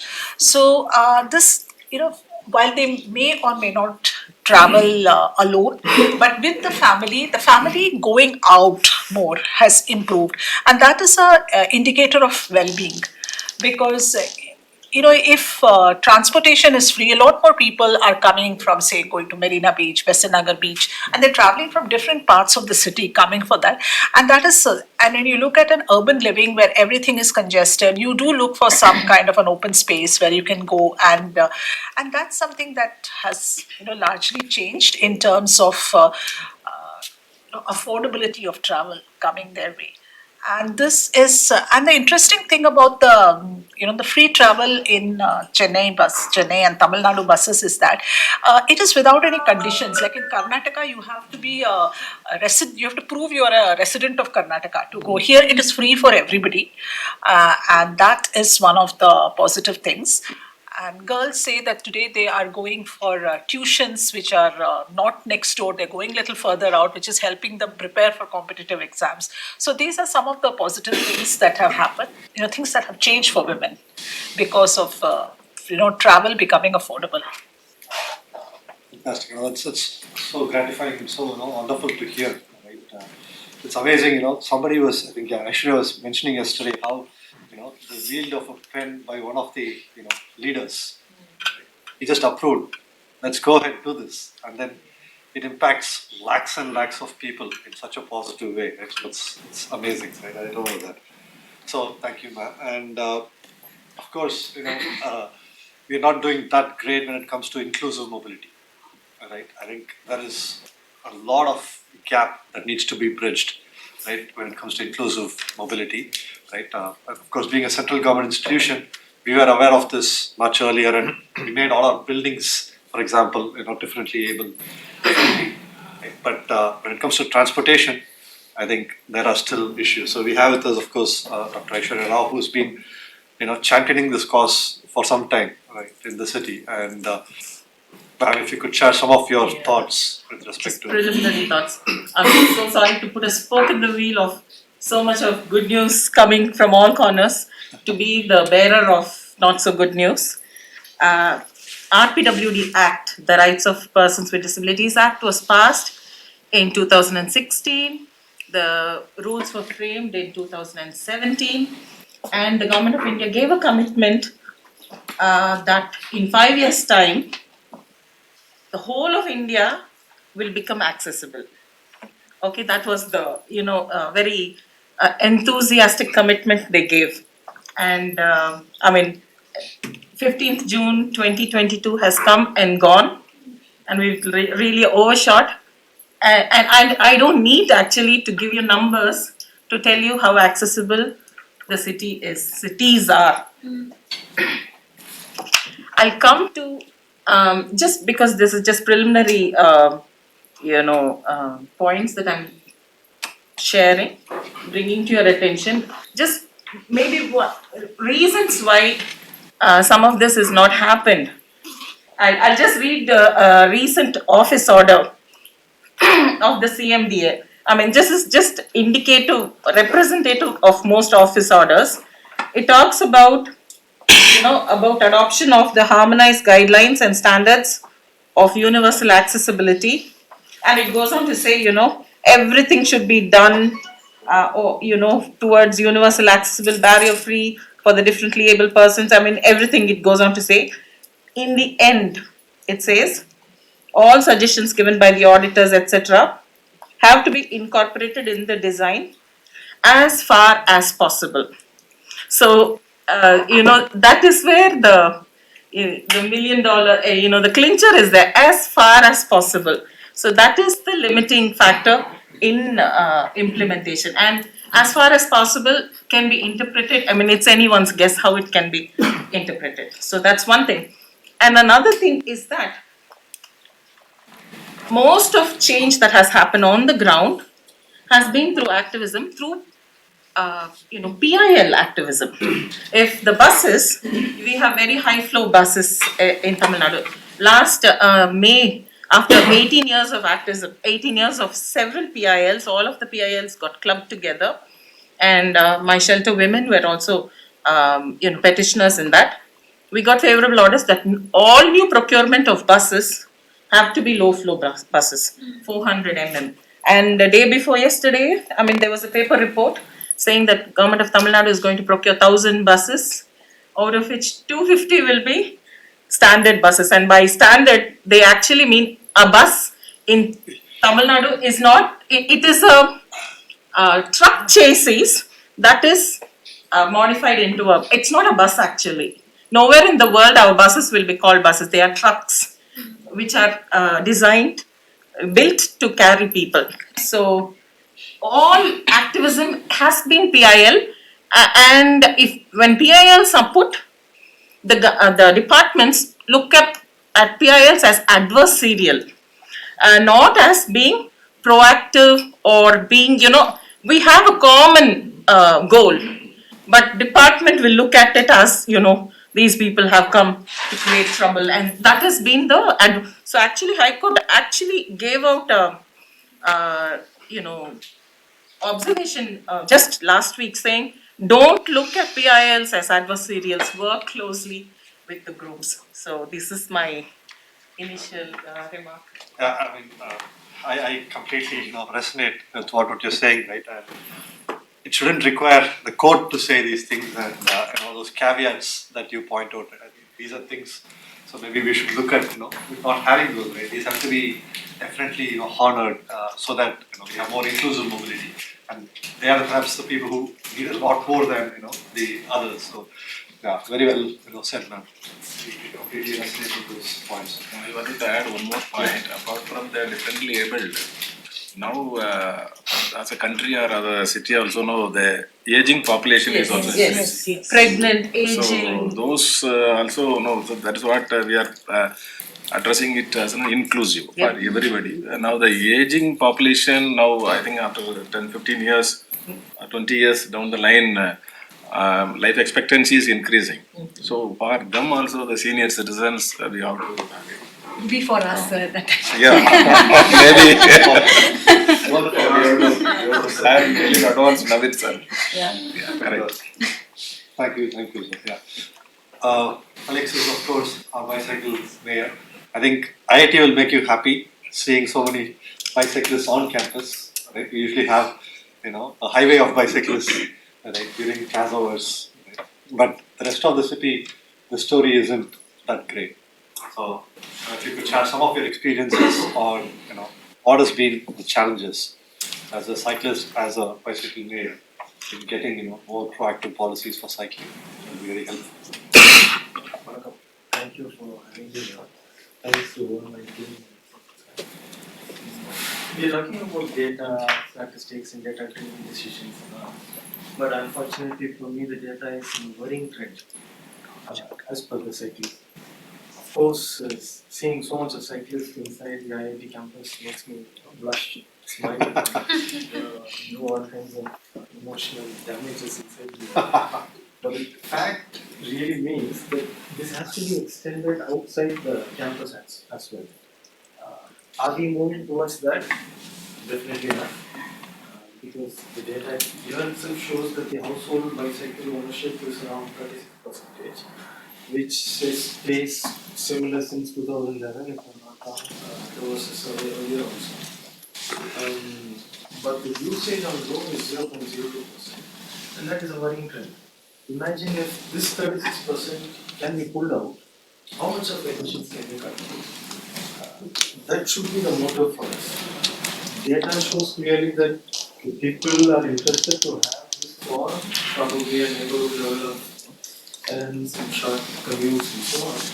But is the city feasible or capable to handle slow moving vehicles? That's how we are termed as, even for walkers, even for inclusive disability on the road. We are slow movers, and going fast has become the priority. Going fast has become the priority. To an extent that crossovers are not encouraged, but are encouraged over foot overtakes, because that will slow down the traffic movement, especially on the arterial roads. And when it comes as a problem for the four-wheelers and the fast-moving vehicles, the agencies involved immediately try to find an alternate solution to push it down the citizens. The latest example is the chaos caused by the CMR construction. They immediately are finding alternative routes for all this on the vehicles. So why not find something for non-motorized transport that doesn't disturb the neighborhood, that encourages active lifestyle, that does not increase the pollution, all these. But we are happy to do all the counter things otherwise. all these points and seemingly very unfair treatment of cyclists on the road makes me reassess my objective. Will I be able to achieve cyclist increase in cyclist population by 2030, or it's going to be 2060 question mark, or will it be just a question mark? I really don't know, but yeah, hoping for a better situation. We have to think about now. We're always talking about the future. The future is what we do now. We have to make changes now and start, pushing it forward so that when we get old, we have a proper road to, walk around, cross around, and cycle have fun. It's initially yeah. That's the patience and perseverance I was talking about. Yeah, I'm okay to talk about still very patient. Definitely, yeah. So thanks, Felix, for the initial thoughts, and so I think that gives us broad array of some positives, some not so positives as well. So, but I think we have to hold the mirror to ourselves, and then see how we can.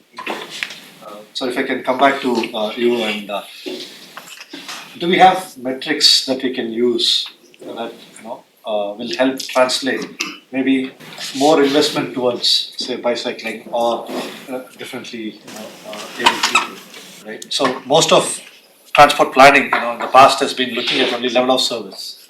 How do I improve the level of service of the roads for the motorized vehicle? Rarely do you see level of service for pedestrians or a bicyclist, right?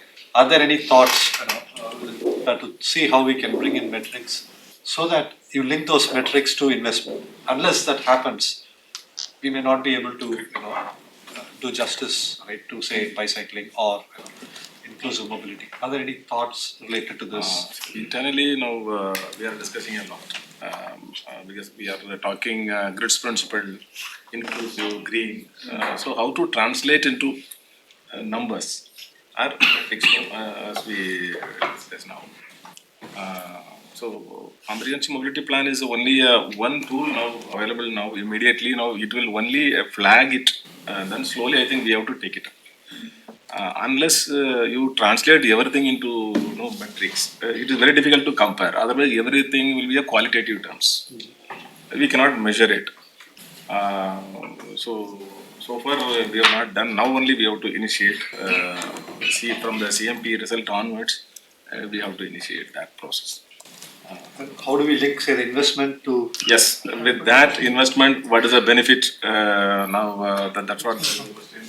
Okay, active mobility. What is the indirect benefit to the society? How the health improves? I think in the Western countries, there are metrics and they are also having a results. Like for example, Netherlands and all, they have some report that in a year they are saving around 7,000 lives, and average life also is increasing by 6 months or 9 months. Like so, those type of things, socio-economic benefit you have to convert and do. Yes, normally government projects we are not only doing the financial IRR. So economic IRR is the thing. I think we will associate with IIT and like-minded organizations, and we will work on that. So this is a valid point. We are discussing only now. Sure. Still, we have to take it forward. But it's great to know that is thinking along this. So, actually, you've been working with multiple government organizations. Right? If you had to pick what is the challenge, right? Is it institutional? Is it financial? Right? Or something else when it comes to improving or the projects that you've done? What would that be? What would those challenges be, and how to make this path faster? How to make this adoption faster? Okay, that's a very interesting question.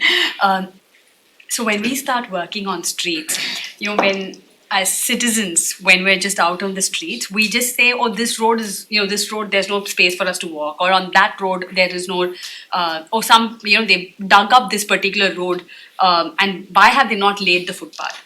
The little thing that we sometimes as citizens that we don't know is that this footpath might belong to the Greater Chennai Corporation, or this street might belong to the Greater Chennai Corporation or the highways, So there might be different departments that footpath belongs to. The digging could have been done by the electricity department. It could be done by the stormwater drain department of GCC. There are multiple departments that are responsible for the utilities that are being provided. Water supply, it could be the water supply or the sewerage department that has done that piece.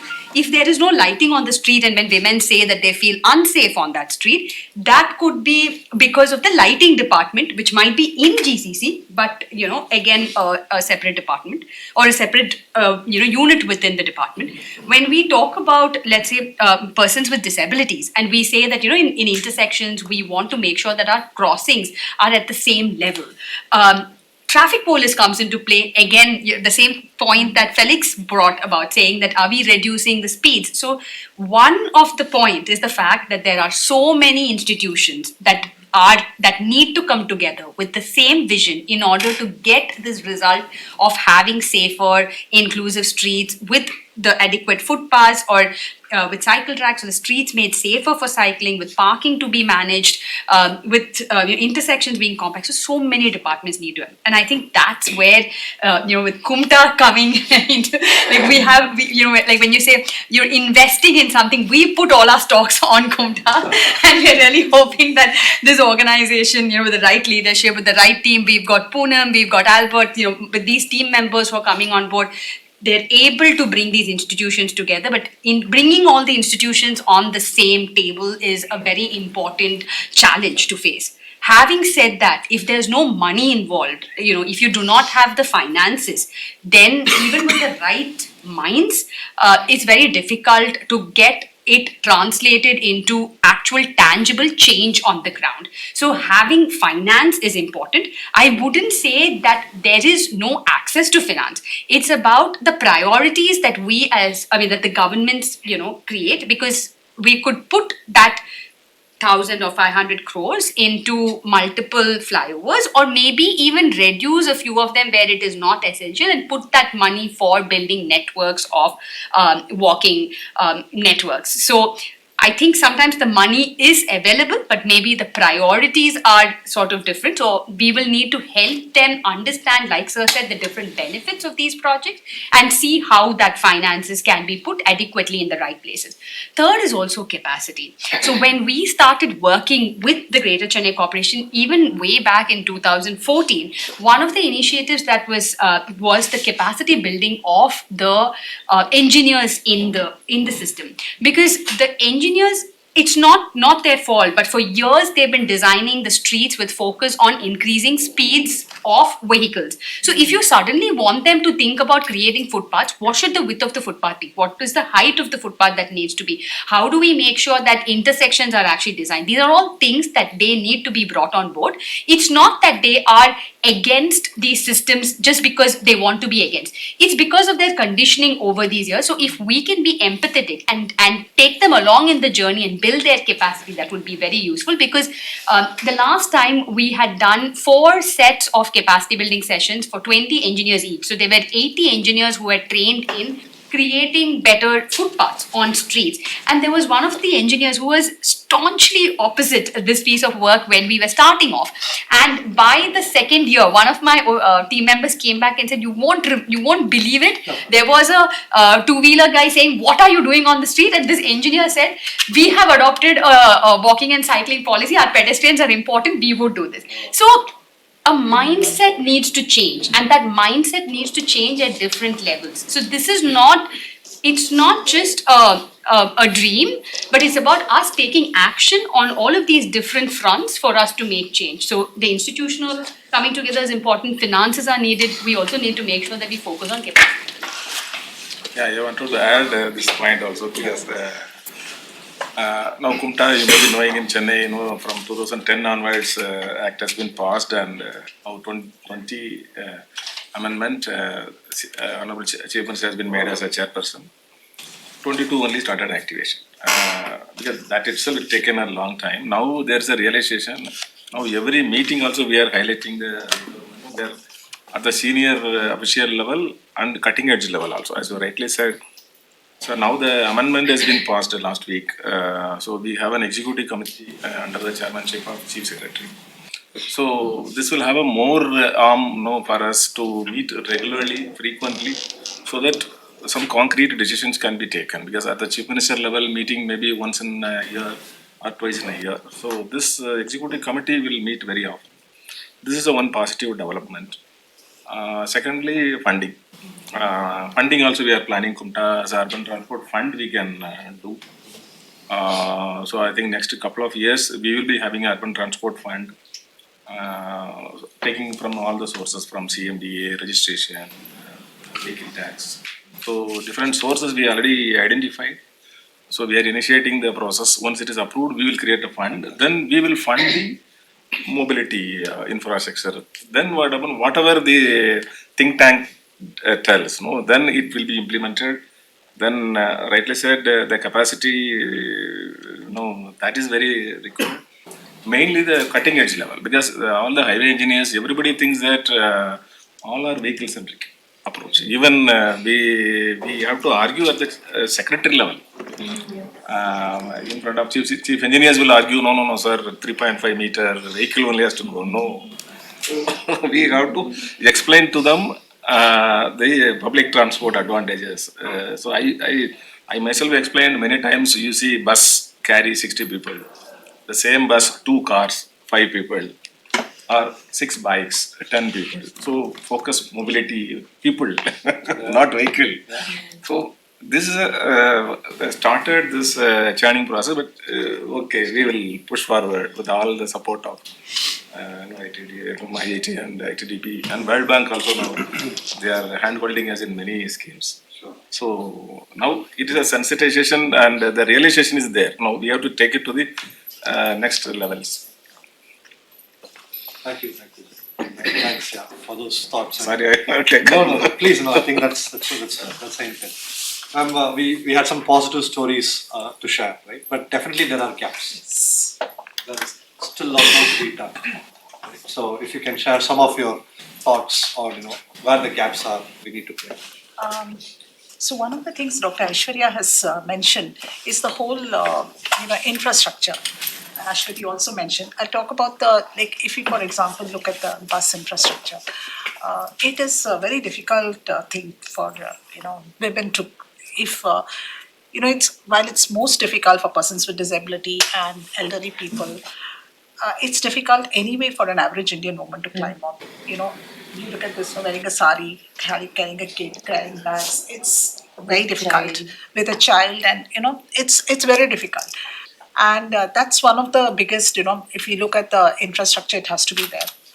Then if you look at also the bus stops, for example, this is something at the Gender and Policy Lab we are looking at very closely in terms of looking at how do you make bus stops safer, safe stops for people to there. But like Ashwati had mentioned, there are bus stops which the GCC managers, there are bus stops which are under the highways department. So there is this effort to make an interdepartmental coordination on this to ensure that and we have given some recommendations in terms of how a bus stop design can be enabling. For example, often bus stops are lit up by the advertisement you will see in the back, or they take the street lighting as the main lighting. So what about bus stops which don't have any other kind of lighting? How do you make it safer? And how do you position a bus stop? Because these are prefab structures which are put there. So if there's a space between a wall and the thing, it creates a risk element. And if you look at inside the bus, again, free travel, a lot more people are traveling. So there is overcrowding. And, while there is overcrowding, there is also, there are a lot of people who get into the buses to harass women. So we had, our survey said there are a lot more people, many women said that there is harassment inside the buses. And generally what happens is there are two things which is happening there. Because of more women are traveling, there is a certain attitude that we see with the driver and the conductor, which has said. So they would say things like, they would just say unpleasant things for women. And when there is a harassment and a woman speaks up, there is again similar thing that comes, and not just from women, also from bystanders. While they don't intervene for various reasons, there are also bystanders who say that you are causing a problem. because you are delaying this whole thing, because the bus stops, there is some discussion. So there is a complete lack of empathy in terms of, and I won't say this is specific to Chennai, this is a general situation across the country, across the world. And this is the reason why many women will not report. MTC has installed panic buttons on the buses, but for some reason does not seem to be used very much. So this is a problem. While we are not able to get some data on this. And we talked about fast-moving transport. I think Felix mentioned that, and he talked about how crossing the road. The roads are not pedestrian-friendly. Yes, there are these foot-over bridges, subways, which are there to cross the road. But often, what happens is people don't use that. Not just women; everyone has a tendency to cross the road, and the roads are not enabled. While that becomes a dangerous thing when you cross at grade. These foot-over bridges and subways which are not used also become spaces which are dangerous for women. And because anything that is not used will be used for the wrong purpose. So that is also some of the some challenges that we see. And the most important challenge that is there is that there is this last mile connectivity issue. If I take a bus, I get down somewhere, how do I reach home? And if I take a train, I get down, how do I reach home? So there is intermodal, paramodal transport available, but there is no regulation of that. They're available sometimes, they're not available sometimes, and there is a charging, it's not regulated. So those are some of the problems. And we mentioned about street lighting, for example. So if you are walking on a street, you are walking home, if the lighting is not good, even if there is two street lights which are not good, it becomes a dangerous situation. And then you look at the pavement quality. And this location of the liquor shops in the city that automatically makes women very vulnerable. So in our survey, a lot of women said that they take a much circuitous route to get to from point A to point B because they want to avoid that spot. So which shouldn't be the case, but unfortunately, so that is there. And some places the shop won't be there nearby, but people will come maybe to a bus stop and drink. So, I mean, a lot of people have said, we did a safety audit, we found, and MRTS stations are also, deserted stations. Those are also places that become kind of, they become a problem, and all kinds of people are there. So, if you're not traveling in the peak hour, you're traveling in the non-peak hour, that becomes challenging. So,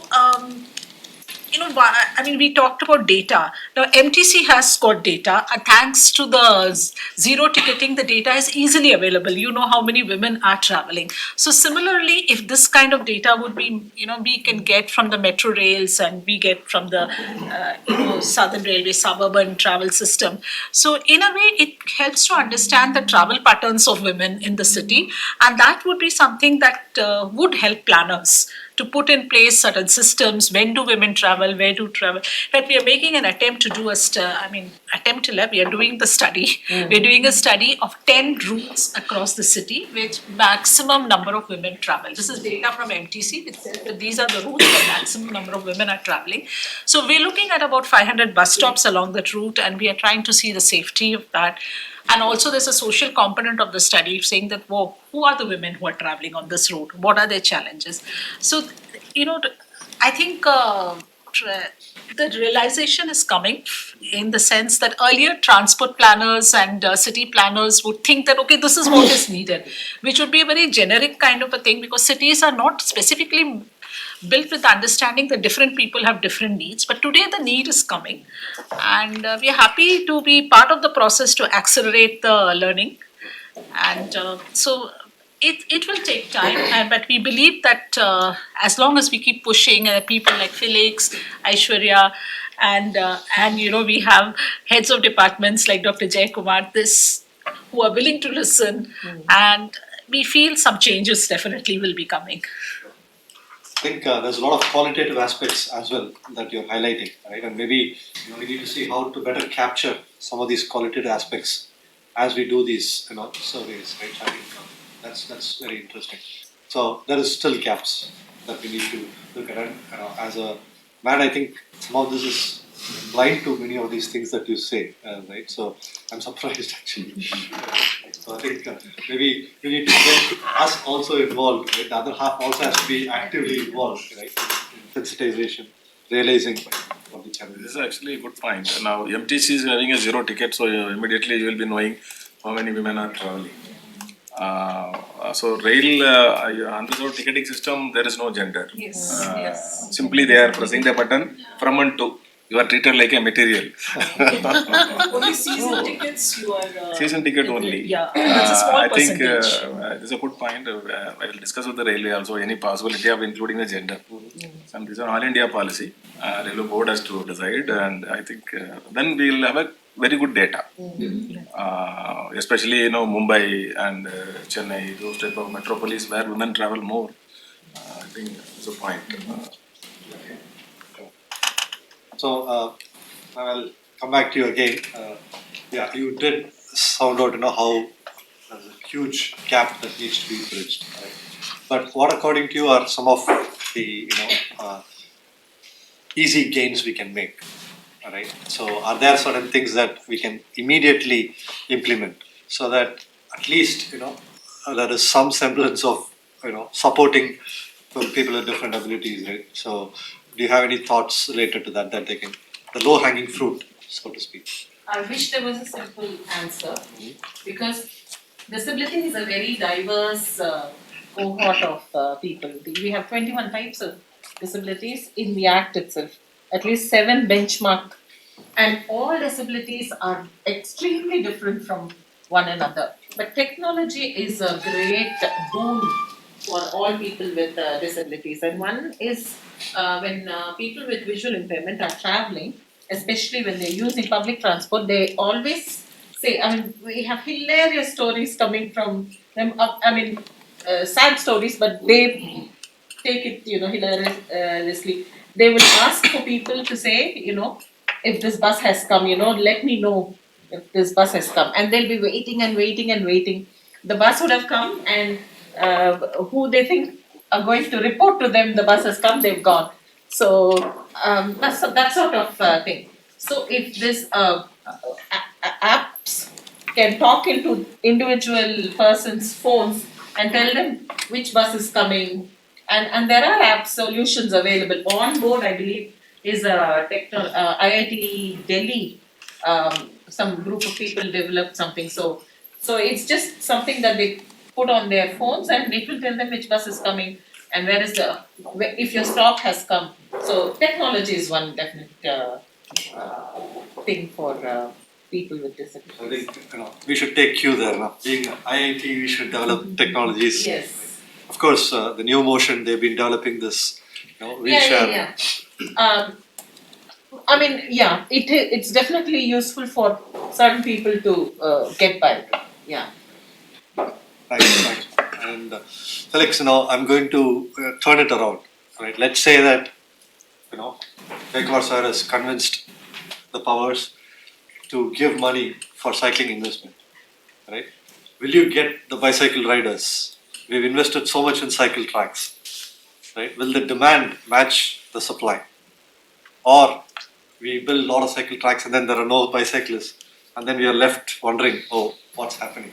Right? So is it just a question of lack of supply, or is there something else which is a factor that we need to look at? Again, we are looking at a large scale behavioral change. It's not just my job or somebody else's job to ask people to go for it. Somebody makes a product, there is a team to sell it. So somebody has to sell the product and they have to make the right marketing strategy to reach the people, which is communication, sustained campaign. So that people are aware of something is there, like this. Positively speaking, I'm getting a lot of evidence, but practically we are looking at a longer term. Sure. So there's a lot of efforts that we are looking at from the, I call it the system engine, which is the government, which plays a very crucial role, and then the citizens.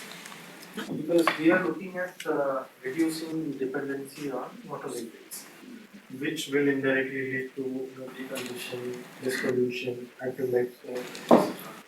So what are the steps that we have to take in order for the people to look this way? Change. Okay, because right now we are all sophisticated and comfortable within the conditioned system that we are in. A conditioned car and quickly maneuvering two-wheelers between the cars. We can see the two-wheelers population on the peak here.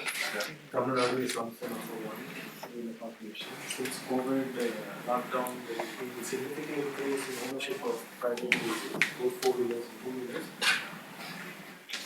How much is so much? How long are we going to go there? How many expansion of roads are going to solve this problem? How many lanes are going to add chaos? How many flyovers are going to solve the situation? So I was thinking that flyovers and flyover funds, part of the flyover funds to be used for other infrastructure. There is already an answer for that under the flyover funds. There is a walkability thing in parks. But yeah, like I said in the beginning, we are looking at a large scale behavioral change because people are conditioned in the system thinking status quo of owning private vehicle, two-wheeler, cycle, two-wheeler, four-wheeler, then costlier four-wheeler, more costlier four-wheeler. So now ownership has come to 3 cars per house, two-wheelers minimum per house. So the household ownership will be even more in the next 10 years. But given the fact we have 34% of car ownership, we see this much of traffic. Imagine few 10% increase in the next 10 years. Taking the system talking about not reducing the speed on the roads for the traffic to flow smoothly. In 10 years, I see the average kilometers coming down less than 20 kilometers per hour. Sure. Which is more convenient for me on a bicycle. I will reach in the same time, which I do even today. It happens. 10 kilometers I take 30 minutes or 20 minutes. The same amount of time is taken on a four-wheel. So there will be significant revolution happening within the system, outside the system, in the citizens group, and also other stakeholders. We have to take some efforts to bring it to this. Eventually, people will buy it, and then probably start to become sustainable. I just had a brief point. Please, yeah. So, when we're creating the metro networks, often all decision makers are sort of on the same page that when the network becomes vast enough, we will start seeing the shift in ridership. And until that many number of years, we're patient to see that ridership, although we're putting tens of thousands of crores into it, because we're saying that in the future, the ridership will come. Even with the cycle tracks, though, if we create 1 kilometer of cycle track, we want to see 100% ridership immediately. So if we could take the same approach that we have for the metros with even the cycling networks, where we can give them enough number of years to create the network, and then along with all the outreach that Felix was talking about as well, to ensure that people have the courage to get out there and cycle, we will see that change. So if we can take this, if we do not have that stepchildly approach, but take a similar approach to the different modes, especially more because this is one that is fully, like it's a zero emission mode that we could do, that might be a good. And positive health benefits. Yeah, no, that is correct. Actually, behavioral change is one factor. Second one, okay, I have changed my behavior. I wanted to take my cycle on the road. Then I have a fear. So somebody will hit me. So the street designs, healthy street designs, we are working with ITDP also. 7 meter, 9 meter, or 12 meter, whatever the streets available, so how to relocate this one. That's what now we are discussing internally also. Indian Road Congress says, IRC says 3.5 meter is a carriageway. And still City Roads Corporation and everybody are thinking that only 3.5. Highway says only 3.5. Why not then within the city, why you make it 3? The balance you give it to pedestrian and other non-motorized thing. So this process is also already, in fact, is already there, state guidelines, initial guideline. But still in the practice, engineers will be ingrained IRC. So we wanted to flag it with the Mahua and Government of India. In fact, we understand that now Mahua has taken up this to MORTH and IRC to reissue the IRC guidelines based on the urban street concept. So this is one basic policy change. Once it comes, so the engineers will be conditioned that okay, city 3. So then balance 0.5 also we will relocate to the pedestrian process. So this is one, and infrastructure also should come in handy. I agree. No. Build the infrastructure, be patient, and plus behavior change. Yes. So I think we are over time, but maybe if there are any quick comments, observations from the audience, we already have one hand up here. So sorry, just a comment. I've been in Chennai right from when I was born. Just a common observation from my side. Please correct me if I'm wrong. I don't think it's the lack of infrastructure that's actually a problem in Chennai, because very repeatedly you would see that we have footpaths being made, but what happens is there's the repeated destruction of the infrastructure. For example, like ma'am pointed out, EB board comes in, electricity board comes and digs it up. Again, they're going to resurface it and then relay the roads, and then again BSNL will come and dig it up. So many different departments. I think it's not the problem of not having infrastructure, it's the protection of the existing infrastructure. Because I try to walk back from my office, it's in Tangal. Very often you would see the granite slabs are broken, it's uneven, and then you don't know whether some footpath has a drainage underneath, those manholes are open, cracked. So I think it's the non-maintenance or destruction of infrastructure. So could there be a possible solution? I'm sure there is, where you have special conduits or some kind of ducts that are permanent for electricity board, telecommunication lines, water lines, because I think that's the biggest deterrent. You take, I'll just give another example. I stay in GN Chetty Road. Previous government spent a buttload of money making it as a walking street. They actually reduced the size of a road. From a 4-lane road, it's now like a 2-lane road, right? They made the walking path. 2 years ago, storm drain happened. I can't make sense of where the walking road is. It's disappeared. The level is uneven. There is no differentiation between where the sewage line is going and the road is. So, a lot of incongruence in terms of implementation, I think, is a big issue. So I just add to that point. I'm also asking, thinking about that. I was staying in the extended areas nearby the Ramapuram.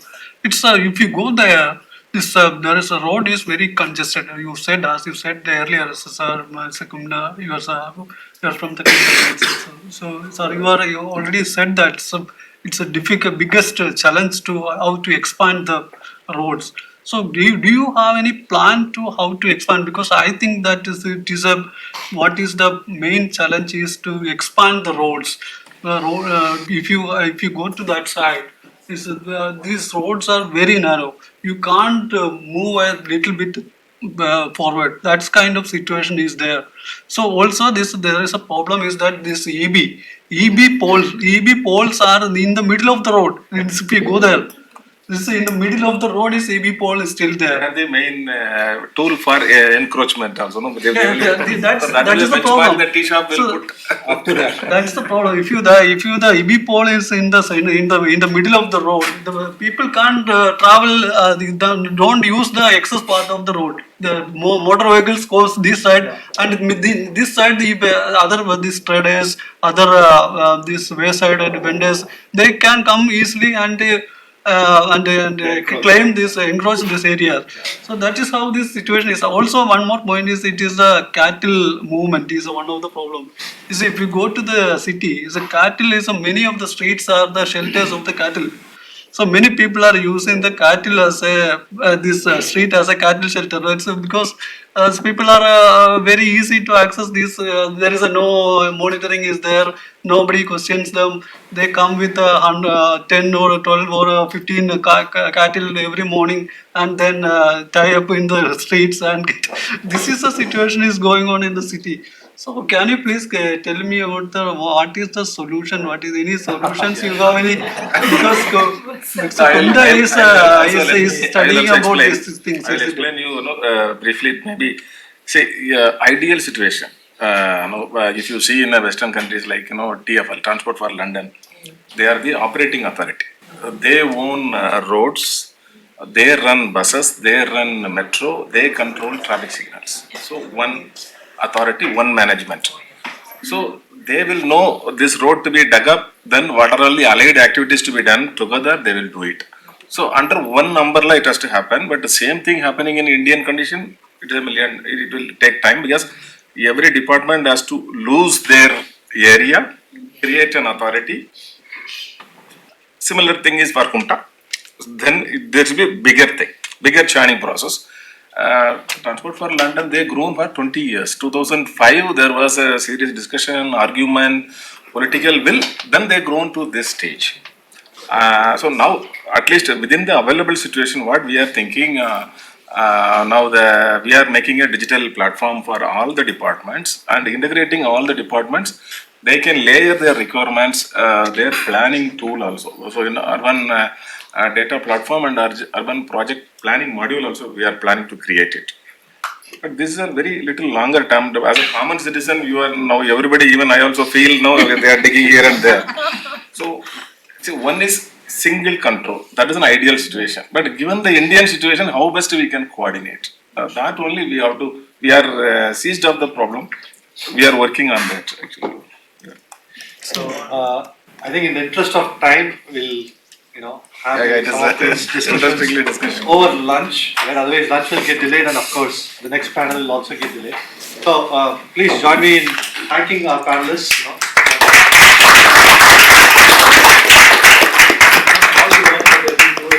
It's phenomenal. They really, you've all been pioneers. Thanks for joining. I hand it back to Anish. What an insightful discussion. I take this opportunity to express our gratitude to each speaker for sharing some thought-provoking insights that will help in mitigating the challenges and tap the opportunities of providing an impetus to activate shared mobility in the city of Chennai. As a token of appreciation, I request Aishwarya to please present a small memento to our guests. Thank you so much. Ma'am, one side, ma'am.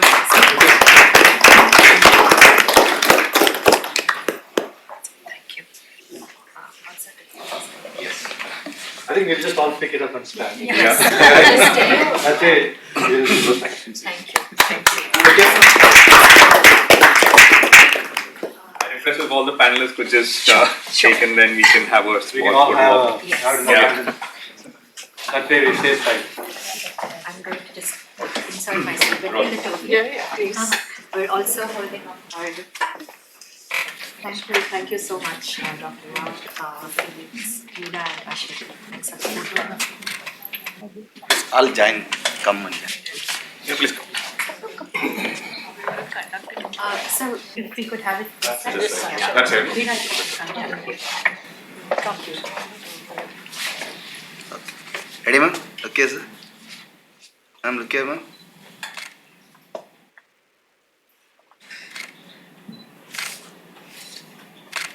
Thank you.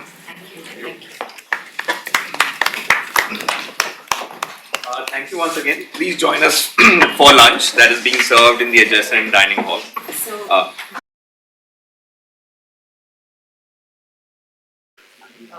Ladies and gentlemen, welcome back. It's my pleasure to welcome you to today's second panel discussion. The session aims to focus on the evolving needs of mobility and the crucial role of investments in the physical and infrastructure of a city. This panel discussion aims to provide a comprehensive exploration of the challenges and opportunities in financing urban mobility, drawing on the diverse perspectives of experts from across the mobility ecosystem. The session has a vast expertise and panelists from across different stakeholders, from multilateral organizations, city authorities, and the private sector, as well as the government, to exploring how investments in mobility can be optimized to ensure equitable, sustainable, and accessible urban environments. It's my pleasure to invite the moderator for the session, Ms. Aishwarya Raman, the Executive Director for OMI Foundation. To chair the session, we have Dr. Albie John Varghese, who is the Managing Director of the Metropolitan Transport Corporation, Government of Tamil Nadu.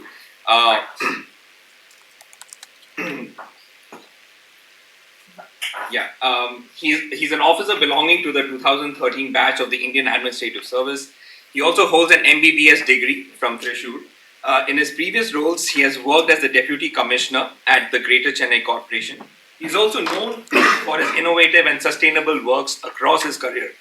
During his stint in the Tuticorin Corporation, he introduced car-free Sundays on a 2-kilometer stretch on the beach road in Tuticorin, and also a bicycle sharing system in the backwaters of Tuticorin. His mission for sustainability also saw him plant 5 microforests and identified land for 5 more such forests, with an aim to increase the city's green cover. Sir, we are excited and are honored to have you today and taking out time to be here. We also have Mr. Raj Charupul, the Chief Development Goal Specialist, UNDP. Raj is the Chief Development Goal Specialist and also was helpful in setting up the planning department of the Government of Tamil Nadu in collaboration, part of the planning department in collaboration with UNDP. Pardon my. He's also the former CEO of the Chennai Smart City Limited for 6 years. Smart Cities is the flagship initiative of the Government of India implemented in Chennai by the Government of Tamil Nadu and the Greater Chennai Corporation to improve infrastructure and services of the city and thereby improve the quality of life for all citizens. He's interested in improving urban governance and sustainable urban quality of life. He has worked on various projects on sustainable transportation, urban planning, and integrated multimodal public transportation, restoration of urban water bodies, sustainable financing of urban infrastructure, and redevelopment of business districts and regional planning. Sir, again, we are truly honored to have you and contribute to this dialogue. We also have with us Ms. Mithali Nikore. Ms. Mithali Nikore is a pioneering economist with 12 years of experience in gender mainstreaming, development finance, policy advisory, and social entrepreneurship. She advises leading multilateral organizations such as ADB, UN Women, and the World Bank, as well as Government of India agencies. Mithali focuses on devising solutions on inclusive, sustainable urban mobility, regional connectivity, and multimodal transport in South Asia. She is also the lead writer of World Bank's toolkit on enabling gender-responsive urban mobility and public spaces. Ma'am, we're again, it's a pleasure to have you today and contribute to the dialogue. We also have with us Mr. Kamran Khan, who is the Senior Director and Regional Lead for Infrastructure Sector in South Asia, Australian Trade and Investment Commission.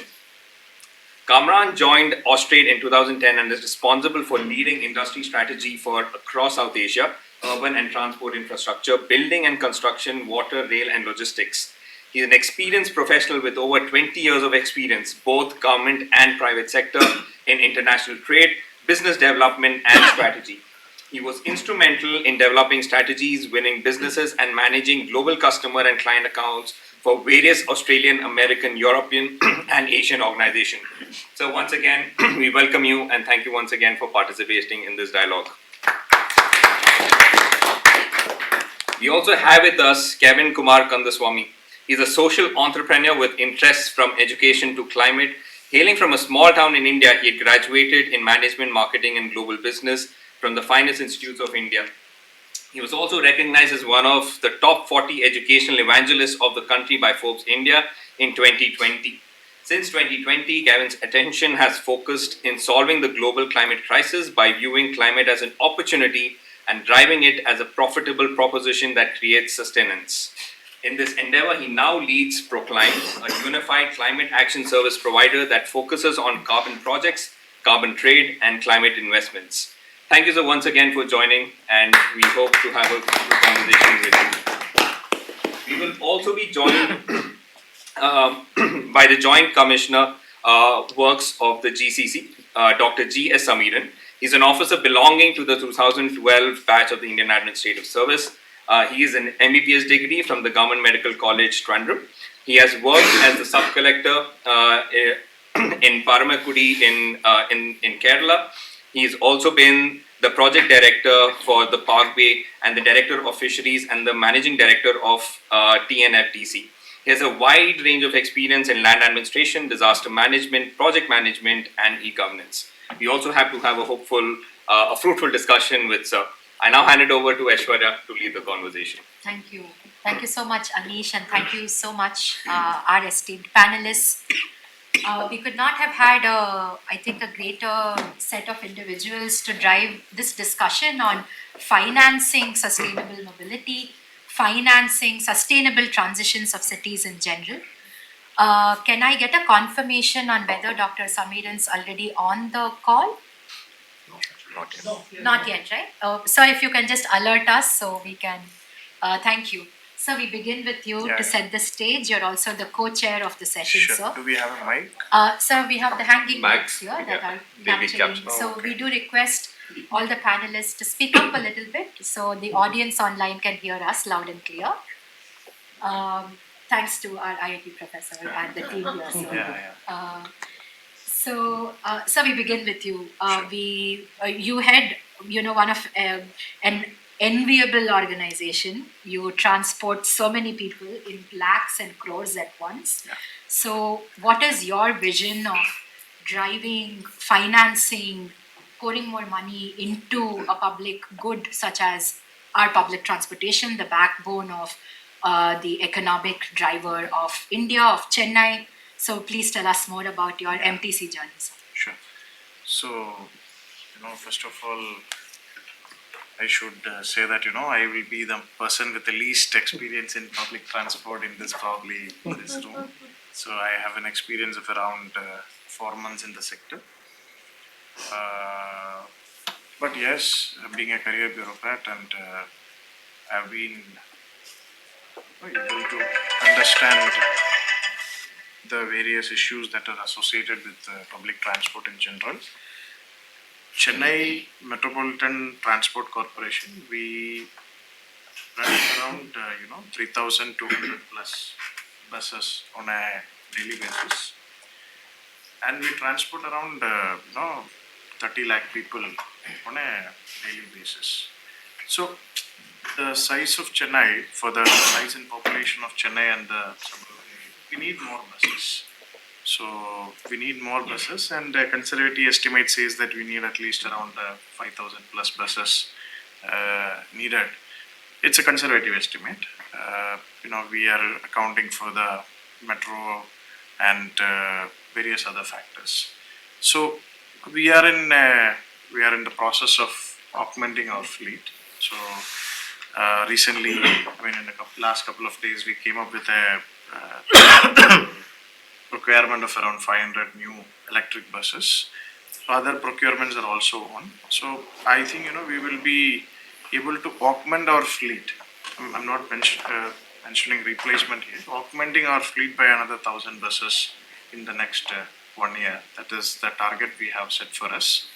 So that is without buses, that is a basic building block of transportation. So that is what we are targeting at this point of time. And also to make the commute easier for people in general, we are, moving into a automated fare collection system starting this week. Actually, I'm so happy that it's happening this week. So it's a long pending demand or aspiration of the people of Chennai. So that is happening. So we are also planning to come up with various bulk ticketing and passes and all those things, which makes public transport more appealing and appealing and maybe more inviting for the public at large. And yes, we are also working on making the bus stops a little more convenient, giving additional facilities to the passengers. Passenger information system is something else we are working on at this point of time.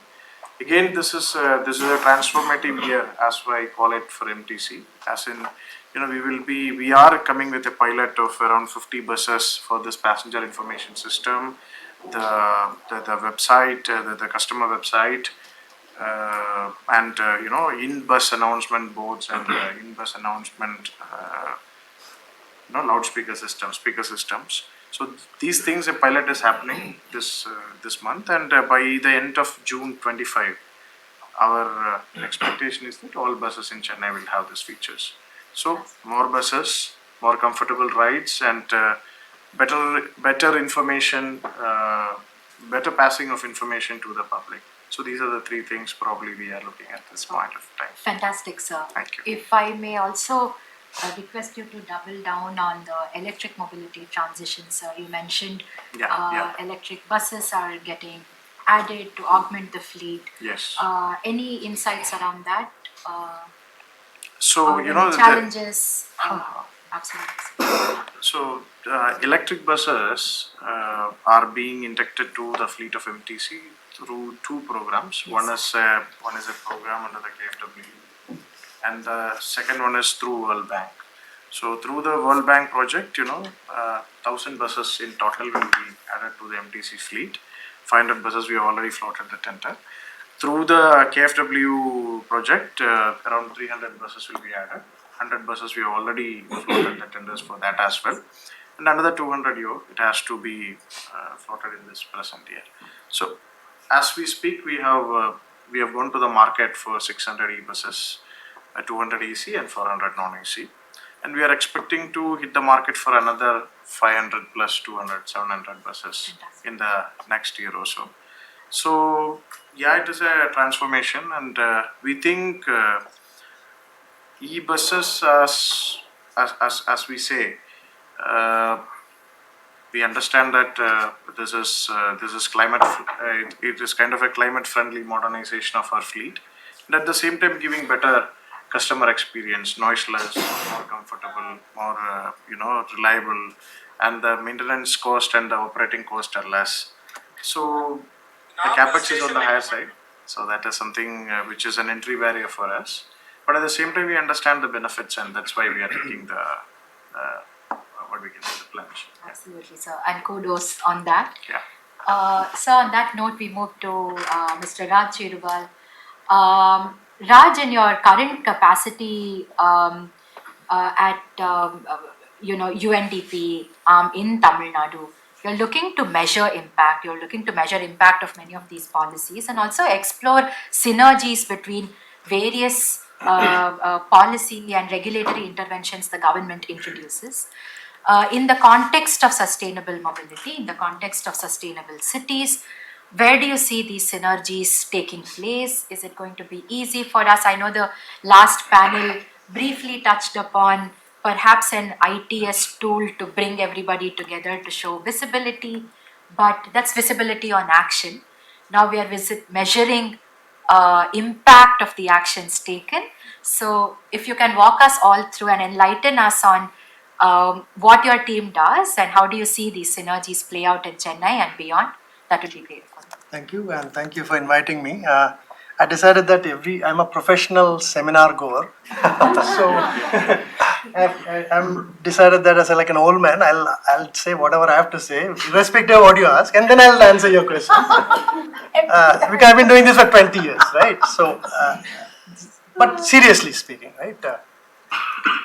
Look at the discussion we have in every seminar, right? My pothole versus your pothole, my tree versus your tree. Something, right? The discussion is at a very basic level. So ask yourself, so what we are asking is, if we are serious about 2030 SDG goal, 40, 70, etc., then you have to work backwards and short term, long term, medium term. Chennai, Madurai, etc., has to start master planning today, right? CMP today, etc., etc. If you can't do that, then no point talking about 70, right? So, but all this becomes talk and it won't go forward unless there are some serious structural changes. I'll mention this in the context of financing, okay? But I think we have to talk about it. Imagine a world where most of union government doesn't exist. That you don't wait for 500 crores for coming from JNNURM or smart city to do something in our city, right? Etc. etc. I can go on and on. We have limited time. So, but think about why is a city not able to do things on its own? So, if you analyze all this, you'll realize that most departments are either central government or state government. Even computers can't coordinate among all these things, right? So, city today in Indian city, and it says investments in city, city has no power. So, even though we keep, see, all of us talk as if city has no power. So, think of mobility. You're talking about mobility, right? So, Ananagar was supposed to be very planned and all that. What does planning mean? It's just a square boxes. So, you have to ask yourself, in 1950, where was the railway? See, if railway had put railway to Ananagar in 1950, horrible railway, let's say, and it improved. Today, everybody will be going to Ananagar in railway, like in Hong Kong, like in London, like in Paris. So, it's not like yesterday morning London put 100 kilometers of public transport. Why they didn't do it? Because they're a central government organization. By the time they come to Chennai, what is Chennai, who is Chennai, etc., 70 years gone by, right? So, current structure, I can give you, if you wake me up from in the middle of the night, I'll give you 100 things Chennai can do, and I'll be happy, you'll be happy. But the point is, I think organizations, studies, etc., needs to start addressing this problem. So today in Chennai, for example, if somebody were to go to Singapore and say, why is Anna Salai not like Orchard Street, Naga? Somebody will say, sir, enga road the highway road. Okay, piece by piece, you see, when you say mobility, we are talking about pedestrian plaza. Why is there no giant pedestrian plaza around the Velachery Lake? Because it's PWD, right? PWD has no capacity to create pedestrian plazas. They can dredge, they can do this and that. Highway can only do so much. Railway, for them, urban is like a, now free start up. That's what the urban mobile thing is. So we cannot go on like this and expect even a fraction of what you're talking about to happen. So I'll stop at that, right? So what if there was no highway in Chennai? What if there was no PWD in Chennai? All those assets are corporation. Same thing in Madurai, same thing whatever. This is what London, Paris and all does, right? Now if you were to think even further, 70 years from now, 50, 30 years from now, is Tamil Nadu going to wait for Indian Railway to move goods up and down in Tamil Nadu? So we can say, look, federal, but since this is a seminar, we can say whatever you want. Why not think in terms of 3-4 kind of railways in Tamil Nadu with an SPV, separate SPV. Mumbai has it, by the way, right? Mumbai has a separate SPV to run train inside Mumbai. Why don't we go even further? Why? So all I'm trying to say is that the current structure, we can do 1 million seminar like this, not even a fraction will get implemented, not because we are bad people or officials are not good, etc. It's nothing to do with people. It's a structural problem, right? So come down to financing, right? Now, which financing of what? So typically, I'll just dwell on only 2-3 things. I'm a big fan of Hong Kong. Hong Kong has probably one of the finest metro rail in the world, engineering wise, people wise, whatever. From what I understand long ago, only about 18% of the funding of metro rail comes from tickets. And the reason I'm saying is, every time we talk about buying new buses, first thing people say is that, because we have to raise the ticket price, right? Where does Hong Kong get the 80% of its money from? Real estate, right? That's all it is, okay? Also they have transit development, etc., etc., etc. Now, all this is there in theory in our master planning. But to convert it, you need, the city needs power to say around metro stations we are going to be giving infinite FSI, etc., etc. So I'll come down to nitty-gritty and I'll finish with that. Ask yourself, how many lakh square feet was available to MRTS for the last 30 years? Right across from tidal MRTS is a tidal, government-run tidal. So you can't even argue government can't do, real estate. They're doing pretty good. Actually, I used to work there. Ramanujam Park is making money. why is a Tidal Park metro station sat there for 30 years like a booth bungalow? I used to use MRTs until when they shut it down. I used to go to corporation every day in MRTs, right? And I should say this, he's my friend, so I'll look at the lakhs of square feet MTC has. Prime location. I mean, right across the private guy within 2 days, 2 years, 3 years, he's selling, buying, he moved on. Is it because we're all bad people? Is it all because government people are bad? No, no. It's a structural problem. Right? So we can ask for more buses, we can ask for more footpath, we can ask for this. The answer is always going to be paisa kodutha pandra. Right? And that's true. No, nobody's giving you free footpath and free buses. So I'll conclude by saying, unless there's a structural change in the way cities, first of all, decentralized, empowered, you can't keep chasing PWC and highways and this and that and all that.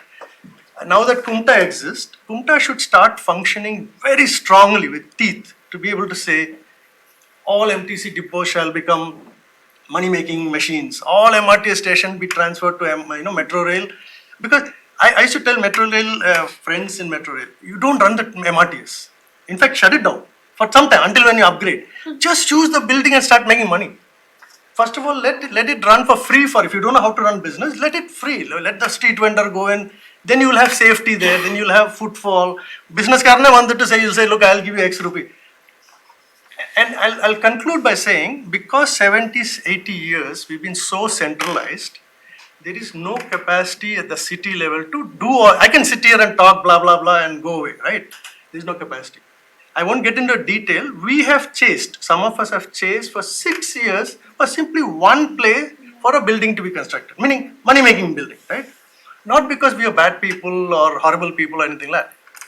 Too many cooks, and because it's all highly scattered and centralized, right? So it has taken 50, 60 years for Hong Kong to understand how to run the city. It's not like they were born geniuses of urban governance. Singapore it was a coolie colony. Today it's whatever it is because they made mistake. Today they have no mistakes, right? So I think we can talk about individual projects, which is important, by the way. Absolutely important.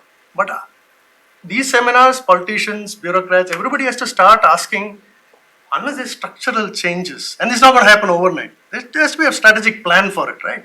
Unless that happens, we will simply talk ATBT plans, and we will never be able to catch up with a Singapore or a whatever. So I think even though we're talking finances, I would again go back to structure. And for last point, think about how all the cities of the world make money. Property tax. Okay, he can answer better than anybody. Can Chennai randomly do whatever thing, Madurai do whatever it wants, except based on local conditions? It cannot. Because again, it's a system, right? So I think we need to not look at ETBT sources of money, whether it's World Bank or something, when the entire elephant in the room has not been dealt with. So I'll stop with that. And thank you, Mr. Cherubal. You've also raised such difficult questions to answer. Also outlined how daunting this exercise can be. So I could perhaps also, in a light-hearted way, say I don't envy your position. I'm not in any position anymore. I don't have to do anything. I'm just sitting outside and give commentary. I envy Raj's position. He can come and say anything. Anything I want, I can say and go away. This is what he does in every meeting. Mitali, we want to now hear from you. How do you see and where do you see funds for public goods that cannot, in the mindset of the larger audience, give easy returns and measurable returns, right? So I might also start a bus service and say, let me generate revenues from ticketing, advertisements, etc. But what about footpaths and cycling lanes and pedestrian walkways? Who's going to invest in this? Where do we mobilize the finances as a city? Yeah. Your thoughts, Mitali. So first of all, thanks Aishwarya for inviting me. A big thanks also to the Chennai Gender Lab because I know that Meera was instrumental in inviting me. Absolutely. And I honestly, I just want to say I feel like I'm on a World Bank mission for some reason, though I'm not. because every time I come to Chennai, it's about the work we are doing in Chennai, and it's about the work the bank is doing in Chennai. And it's been 3 years almost of working here. The Gender Lab coming up, the toolkit was launched here, so it's a city with a lot of emotion and memories for me. But now coming to a lot of the points that both Sir and Raj have raised, and also like generally looking at our landscape, I want to start with raising one controversial statistic, which is about free bus transport for women, right? Because of course my area of expertise is much more on gendered mobility, and it's often said that free bus transport for women is basically a outgo from the system, right? It's that you are just spending the money and you're not earning anything back. But recently, I was at a conference at CEPT University, and I met with the people from Bangalore Transit Corporation, the bus transport corporation in Bangalore. And they mentioned a very interesting statistic. And so I think this is something we can do in MTC, a study we can do in MTC, where they said that ever since they launched the free bus transport for women, the traffic on their system has increased by 50%. Because what they are finding is that women are never traveling alone. So her ticket might be free, but the ticket that is paid for by the man who is accompanying her, be it her father, be it her husband, be it her brother, anybody, that has to be paid for. And now for a household, it has become cheaper to travel by bus because the woman's travel is free. So it's a very interesting, kind of like a two-way impact. That are you seeing an increase in revenue now? Can we actually argue that revenue might even be increasing, if not reducing? But that's just on fare box revenue. So I feel like the first point I really wanted to make with this story is that investing in inclusive infrastructure and services also has a business case to it. It's not that we are just investing in inclusive infrastructure for the heck of inclusive infrastructure. There's always a return on that investment as well. And that return on investment may come immediately, directly to that agency, or it may come through a feedback loop mechanism, because it means that more women can participate in the labor force, it means that more women become taxpayers, and it means that more women are now financially independent and then contributing to the state and country's tax revenues. So there's always a business case for inclusion. And though we shouldn't have to make it just because we are women and we deserve equal rights, all of that, but we still have to make it, and so we'll make it. Right. Now, the second point I wanted to make on investments and the direction they're taking and what kind of funds we have available, right? If we look at the current landscape, government investments today don't necessarily require multilateral complementation. Like at a point where maybe 10 years ago, we needed to have multilateral funding to make some of these larger investments in traditional infrastructure. So, 10 years ago, a Nitin Gadkari wouldn't be able to stand at a panel discussion and say, I don't need your money, which he does today, right? For highways, he's doing it. But can we say that we are able to do it for all the sectors? No, definitely not. E-buses particularly, because it's high risk, so that's maybe where multilateral funding comes in, and it's a great complement to public sector funding. But now we have another source of funding that's becoming available, and that's private sector funding. Never before in the history of this country have we had so much private sector funding available for infrastructure. And also we have foreign funding available, not just domestic, but there is a huge amount of interest from foreign FDI investors as well as equity investors who want to come in and be part of India's growth story. So your Hong Kongs and Singapores also need a place to park their money. And this is it. Chennai is the place, right? So wherever we can bring in more and more private sector funding. See, India is now going to be listed on the JP Morgan Emerging Markets Index. This is the year in which we are joining. This means that a set of funds from that index will automatically become available to India, and they will be looking for high return investments. If we can now start packaging our urban mobility projects projects, if we can start packaging our infrastructure projects as high return projects with a long gestation period but high return, that is really a place where we can access and tap market financing, and then that's the direction we need to go in. We have to stop going in the direction of, oh, now I need World Bank to come or ADB to come. I know they are my paymasters in many ways, but they also want this, right? And the future of a World Bank in any country is always to go to IFC, where there's a more focus of private sector deals and partnerships as opposed to public sector. But having said that, I think your original question of how do I then finance something where I know the returns are going to be less. And I think today a lot of the discussion, the third point I wanted to make, a lot of the discussion we've been having is around hard infrastructure. How do I finance my mega streets? How do I finance my metro system? How do I finance procurement of 1,000 more buses? But we haven't talked about utilization of those assets. We haven't talked about maintenance of those assets and making that $1 go as far as it can go. So it's one thing to keep on building the infrastructure, quite another to say that can we bring in mechanisms to improve the efficient utilization of that infrastructure once we have invested in it. One example I'd like to share, I'm currently working with the Land Ports Authority of India, and they've invested in a lot of infrastructure for both freight and passengers. And it's one of the only facilities in the country where you have the two coexisting because it's on the border, right? Now, when you have passenger infrastructure of that kind and you have so much through there, lakhs of people going through every day from India to Bangladesh, Bangladesh to India, they are focusing on investing in the capacity utilization. They are not focusing on, oh, I must expand this and get more land and make this bigger. No, I want it to be faster turnaround. I want it to have more less time for people to wait. How can I process them faster? So I think there is a need for us to start thinking about soft interventions. And finally, I'd like to end with saying that the example of the gender lab is an example of an investment done right.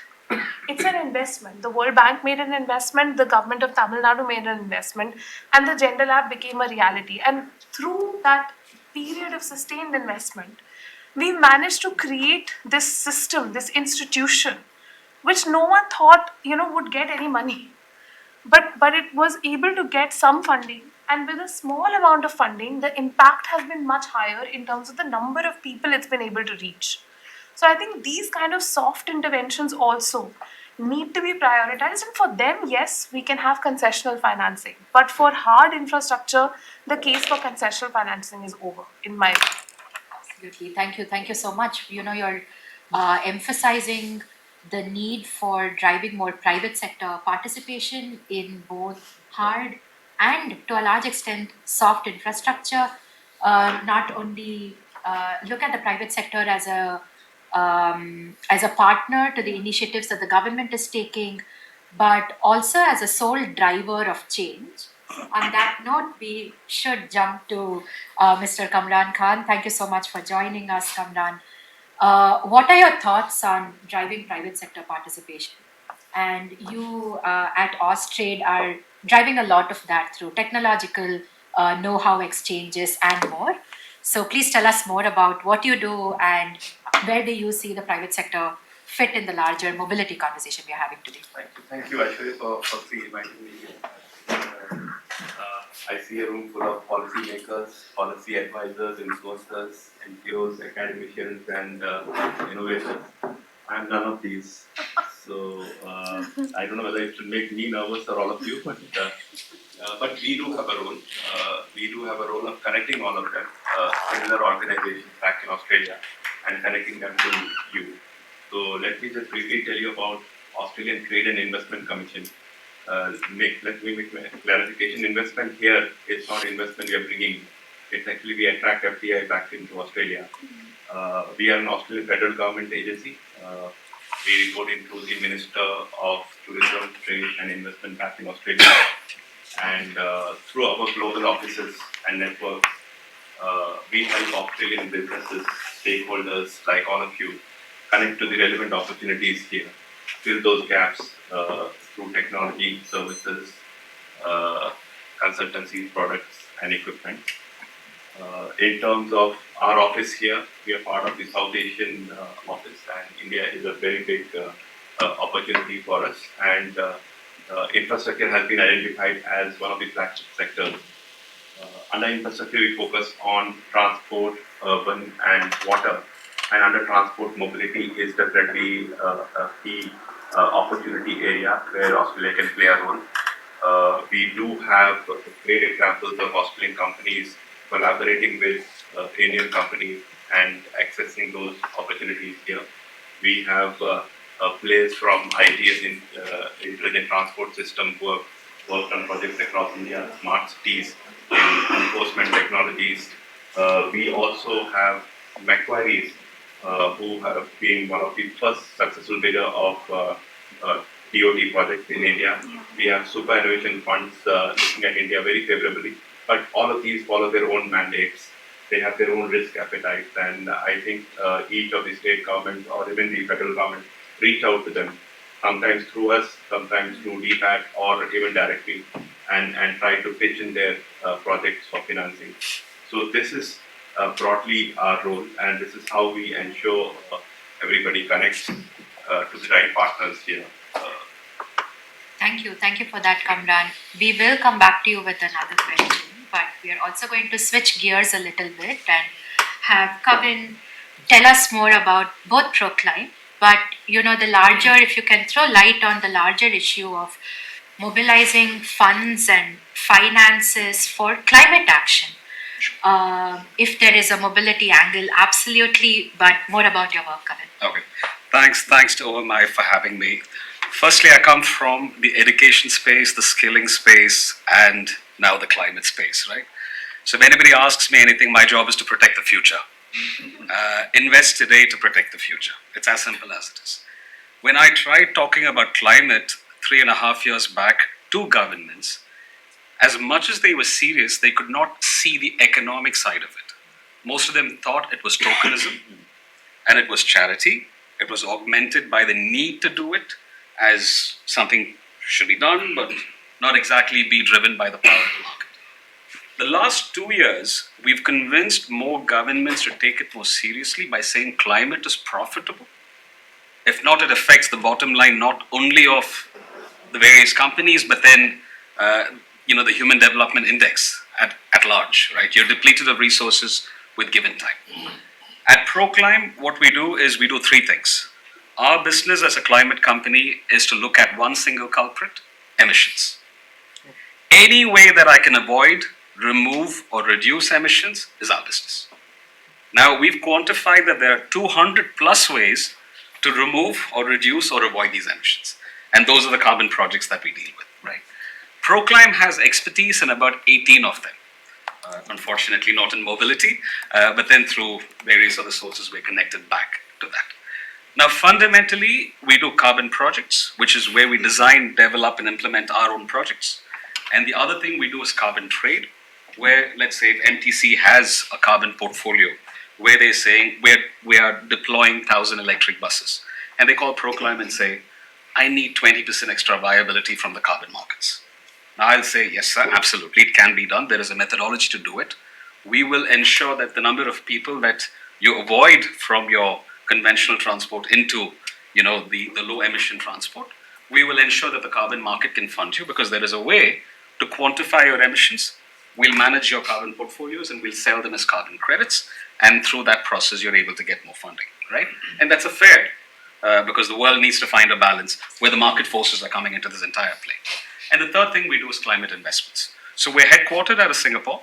In India, we're headquartered out of Chennai. We work with about 8 states right now. And in Sri Lanka out of Colombo. We work in 14 states now, actually, but 8 states more with the government to government at this point. We're deploying about $150 million in capital over 2 years for carbon projects. And I can tell you confidently, $10 million is going towards mobility transition. And that's not because we think, I'll use simple market economics and say, it's a fair return. The number of people that we can avoid on the road with ICE engines and everything else and move them to, cleaner mass rapid transport systems, public transport, e-vehicles, the carbon market will pay, right? I mean, it's not the only tool to sort of help, can fund the whole transition? No, but then it ensures there's more viability. Now, I sit on the board of Green Hydrogen Organization, which you're familiar with. Proclaim also represents the International Hydropower Association. And I also sit on the Climate and Energy Transition Finance Initiative.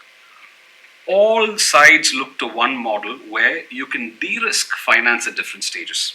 Now I'm talking about, you have World Bank here, you have Sustainable Development Goals here, so it's got money from KfW. Everybody has a different risk appetite, right? The first person who comes in with the money, he or she, that organization, has a very different risk appetite. They'll say, I'll fund your pilot. I won't fund your large 1,000 vehicle transition, but I'll fund your pilot.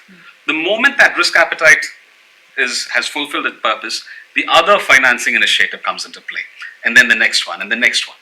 We've identified finance needs to be a combination of not just blended finance just like that, but multiple players coming in through the initiative that we call the Climate and Energy Transition Finance Initiative, where even if it's hard, soft infrastructure, everything has a different risk appetite, and there is a value proposition to be monetized. And different types of investors need to be stitched together to help even the likes of MTC not only look at KfW, but look at the whole larger play and say, how do I get 5,000 buses in the next 1 year? Because we know one private capital company put in 17,000 buses. No mean feat, power of buying parity. They put 17,000 e-buses on Indian roads. It's not small. So money is out there, private finance is out there, models are out there, carbon projects are out there. I think we just need to look at it with a fresh pair of eyes, not be caught in the old conundrum, deploy all this, because resources are not a problem today. That's as simple as it is. So we have gone a full circle in that sense from, Raj highlighting how daunting this task could be, not only on the financing part, but a variety of interventions that need to be taken to drive sustainability, to Kavin, who's also throwing in the optimism and bringing that. There's only one way. Some light of optimism into this conversation. So I'm going to quickly check if we have Dr. Samiran. No, okay. Sir, then we would like to hear your reactions to some of the comments raised in the panel. Okay. And if you could also conclude in the interest of time as well, sir, with your thoughts or your vision for the ease of moving in Chennai. Yeah. So if there is one phrase, one word, one line that comes to mind, or otherwise as well, sir, we'd welcome you to share your thoughts. Sure.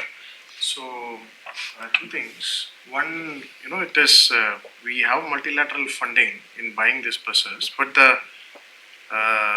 these buses, the recent ones we have announced, it comes with a viability gap funding from government of Tamil Nadu. So the Tamil Nadu government will be spending a huge lot of money, probably thousands of crores, in giving this viability gap. So that is, even though the capex is from a multilateral agency, this is going to be from the government of Tamil Nadu funds. So that's a great initiative which the government has done. Without the viability gap fund, we will have to. It is very difficult to run a transport initiative, transport company for that matter.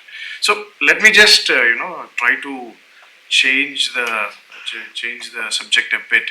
Anytime whenever we go to a discussion on mobility or clean mobility, as you say. So generally, or when we discuss about emissions, so the first thing, the first person to get the blame is the public transport, which is factually wrong. Public transport is the person who is saving the environment to an extent, at least. Like if there is no public transport, there could be a very, very old, very bad diesel bus. But that diesel bus is stopping another 50 vehicles from coming into the roads. So basically, if at all, probably if we are trying to convert, recently the government of India, there was a direction that all buses aged more than 15 years, all public transport buses aged more than 15 years should be condemned, and new buses should be bought in. So, but we are not saying that the same thing should be made applicable for the private vehicles as well. So ideally, in a developing economy like ours, we should look at first moving people from private transport to public transport, and the cumulative advantage of that would be 100 times more than having a cleaner or emission free public transport. So that is what essentially we are looking at. We are trying to increase our fleet. In the meantime, we are also looking at replacing some of them with cleaner alternative fuel and all those things. But we have a long term vision of bringing more people to public transport. Let it be metro, let it be MTC, or other shared transport mechanisms, and reduce the number of private transport vehicles. And I think that would go a very, very long way in reducing the carbon footprint, as we say. But many of the times, the discussions always happen on, as if this probably the very, very small proportion of the buses that are plying in the city as the reason for the pollution, which is fundamentally wrong. Absolutely, sir. I think in the new mobility paradigms we are seeing for India, shared is the most important. Correct. And we've historically been that type of a country, right, with low ownership of vehicles at a per capita level compared to several of the industrialized, highly advanced countries around the world. And at the same time, you are right in also saying shared mobility carries the heavier burden compared to other vehicles and other forms to go clean, become more inclusive, etc. And I guess that comes from being so good. And also there is viability. Yeah. Because for an individual owner to buy an electric car today, viability is not in place as much as you would want it to happen in the case of a shared car or a shared bus that already exists. So the early adopters of this electric mobility transition are your shared mobility actors, be they fleet operators of buses, be they aggregators, even though their individual workers are owning their two-wheelers or four-wheeler, three-wheeler assets. Simply because I think from a total cost of ownership standpoint and financial viability standpoint, there is wherewithal in these aggregators and fleet operators to go electric first or to decarbonize first. But one can also argue that's the added burden of already being in the shared ecosystem and doing your best in decongesting cities and minimizing emissions where possible. So let me put it this way: from a climate point of view, probably a diesel bus is better than 10 electric bikes, or maybe 20 electric bikes. I mean, the number could be anything. So the idea is that the whatever be the fuel, I mean, public transport. I mean, it is a no-brainer, I know, but public transport is the way to go. And like the city of Chennai, I hope we should be able to show a model to the country in that. Absolutely, sir. Perhaps we could also towards the end circle back to Geeta sir on thoughts on there's a lot of both academic and non-academic debate on which fuels better and where does the transition make sense. Perhaps, sir, if we have time, 2 minutes of closing, but we'll go around the room. Kavin, your closing remarks and any vision you may have on for ease of moving. I think incentivization is a very good tool, right? And I speak for the carbon markets because that measures everything by impact and emissions and SDGs, right? If we can incentivize not just the state but all the commuters in some form or fashion, there are models now that permit you to do that. And if that can be brought in, at least price factor is not going to be the factor that deters somebody from taking a public transport because it's already cheap, but then you can incentivize them in other ways. That's what we're looking at. That's all I can say. Thank you. Raj, over to you. I'll just summarize that, I think if there is a city in India which can actually start doing all the things that we're talking about, it's probably Chennai. From what little I know about other cities, I've been to Pune, Mumbai and so on. As part of the smart city network, I got to see what other cities are doing. We have a lot of strategic pieces in place, right? From electric bus buying to something that people don't think about, a gender lab, right? These things take 5, 6, 10 years to set up in any city in India, right? By debate, discussion, files. We have all those pieces. So we're very lucky that way, right? To take the financing forward, if I had the choice, I would even say that at least on paper, if finance department or an NGO, somebody could start estimating, thumb rule, what is the amount of money that exists today in Chennai without waiting for a World Bank 2 rupees or a central government some scheme or something like, because that's not going to take us anywhere, right? We are talking about thousands of lakhs of crores of rupees to achieve anything of even a half-baked Singapore. And I'm not even making this up. I wish I was making this up. It is, we're talking about, I mean, I can't even think of how many zeros there are, right? And all this and that is not going to make it cut it. So, what is that potential? I don't think any one of us know, right? Even I don't think even finance department to FITCO, nobody knows because everybody thinks in pieces. So maybe it's a good idea for us to think of Tamil Nadu as next 75 years, right? What is Tamil Nadu going to be? Can we have our own railway? Can we have 3 different railways in Tamil Nadu? Can we have 8,000 buses today and maybe 16,000 buses 10 years from now? And every MTC depot looks like a 5-star hotel and they're making zillions of rupees, etc., right? If I were to cut and paste a Hong Kong here or a Paris here, what does it take? At least this is, and I know I may sound fantasy oriented, but this is how we started the T Nagar thing, on paper, right? So on paper, 15 years ago, we had a thing called T Nagar Redevelopment Plan. A lot of people laughed at us, saying, what dealer? But that became the basis for the smart city. I'm not making this up, okay? So since our system is not able to do modeling and data and this and that, and by the way, I kind of disagree with Geeta. I hate data. I'm a student of science, but I love data from a science point of view. But practically speaking, by the time you find data and convince, agree and all that, consultant வந்து அவன் ஒரு half baked report கொடுத்து sir என்ன sir பண்றது நான் கண்டிப்பா he'll give half baked report, okay? I can guarantee you he's sitting in his office and writing up something. Sir ஒன்றும் பண்ண முடியாது சார், ஆயிடுச்சு சார், திருப்பி டெண்டர் பண்ண முடியாது. So data doesn't work in India, okay? But on paper, can we come up with a fantasy Singapore of Chennai, fantasy Shanghai in Madurai, Thoothukudi, and then ask ourselves, what does it cost? Then only I think we'll be awake to say, you know what? I think let's MTC develop all their depots. Let's MRTS do 5-star hotel or whatever, right? I think that realization needs to happen, and at least on paper, I think these kinds of group need to do it. Otherwise, we will constantly talk about mosquito problem, pothole problem, in the mara, and the somebody mentioned this today. Footpath is gone and they put a stormwater drain, as if these are two different things. Which country on earth have you seen footpath போட்டுட்டு உடைச்சு stormwater drain போட்டுட்டு 10 வருஷத்துக்கு அப்புறம் இன்னொரு footpath? It's all one piece. So my point is, instead of talking ETBT, at least let's see if we can do on paper imagination, right? And then we'll see, we can say 1 lakh crores in 10 years to make everybody Singapore. I think that's the way to go. Thank you, Raj. Mitali, over to you. So I think, Raj, the way to estimate is start with your comprehensive mobility planning, right? So that's the exercise that MOA has given the guidelines on, and Kumta is currently doing the CMP planning.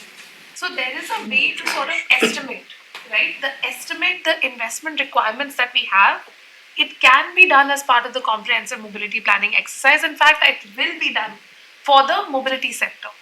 Chennai is also coming up with the Chennai Vision document for 2047. We already have a Viksit Bharat vision document for 2047, which is that we will be Viksit Bharat. That's the goal, and it will be achieved. So now we have to get to that point, and we have to say, okay, it's going to cost me X million dollars or $1 billion.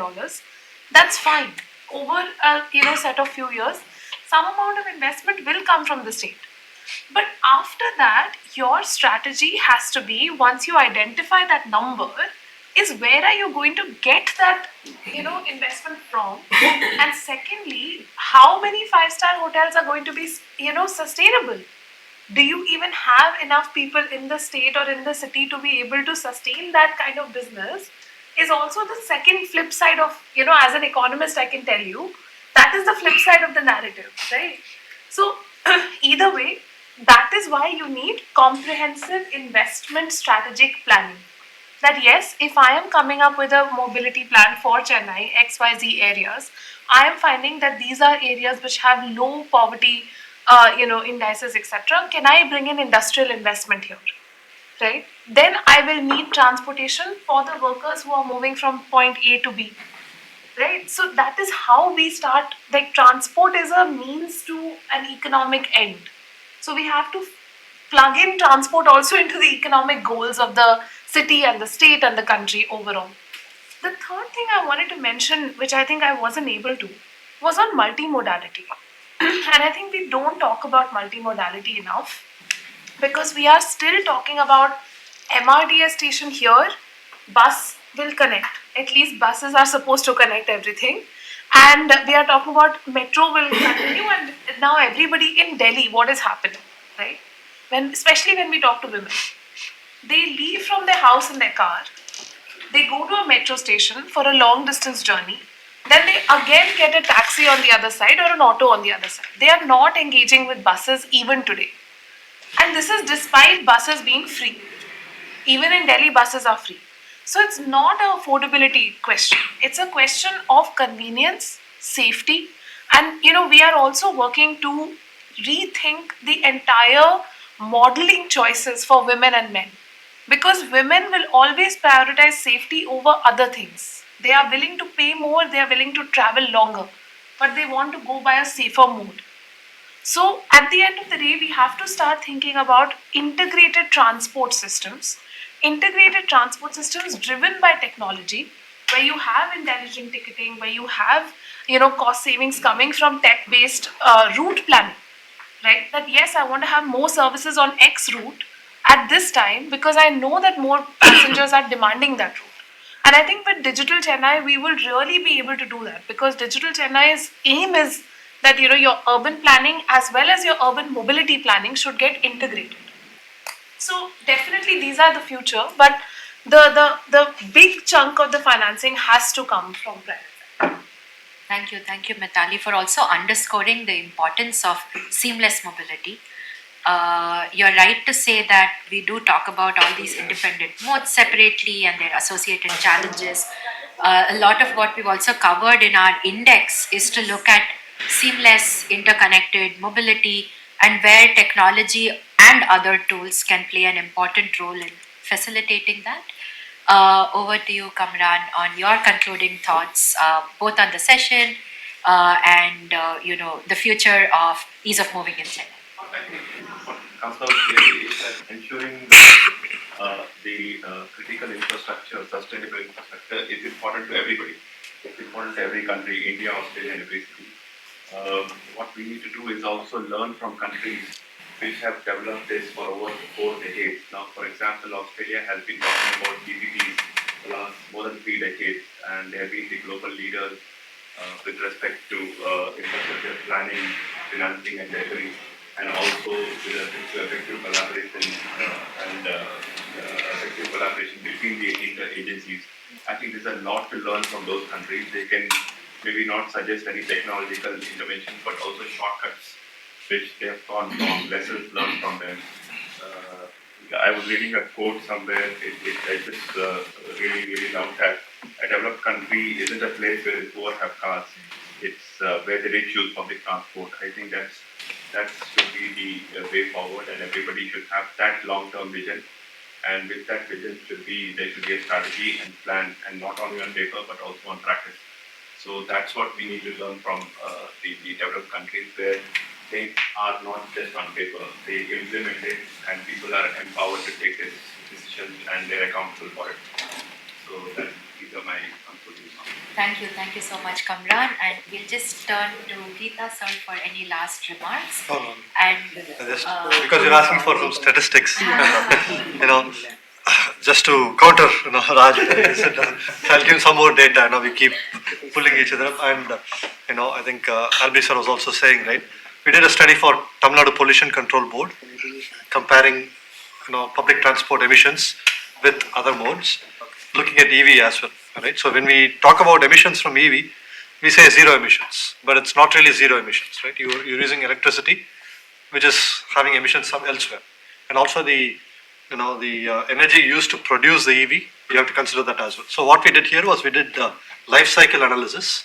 So we look at well to wheel and cradle to grave, emissions, overall emissions, and you'll be happy to note, right, that the diesel bus, right, comes to about 31.5 gram carbon dioxide equivalent per kilometer, right? Passenger kilometer, right? And the corresponding thing, even for a battery two-wheeler, is 34.5, right? So it's higher compared to the diesel bus, exactly as you said. And when you shift to electric, it's 1/4 of that, right? So, shifting to electric definitely pays, but even before that, shifting to public transport definitely helps. So with that data and this thing, I will leave it at that, and the wiser people can take it forward and build the bigger dreams. Yeah, thank you.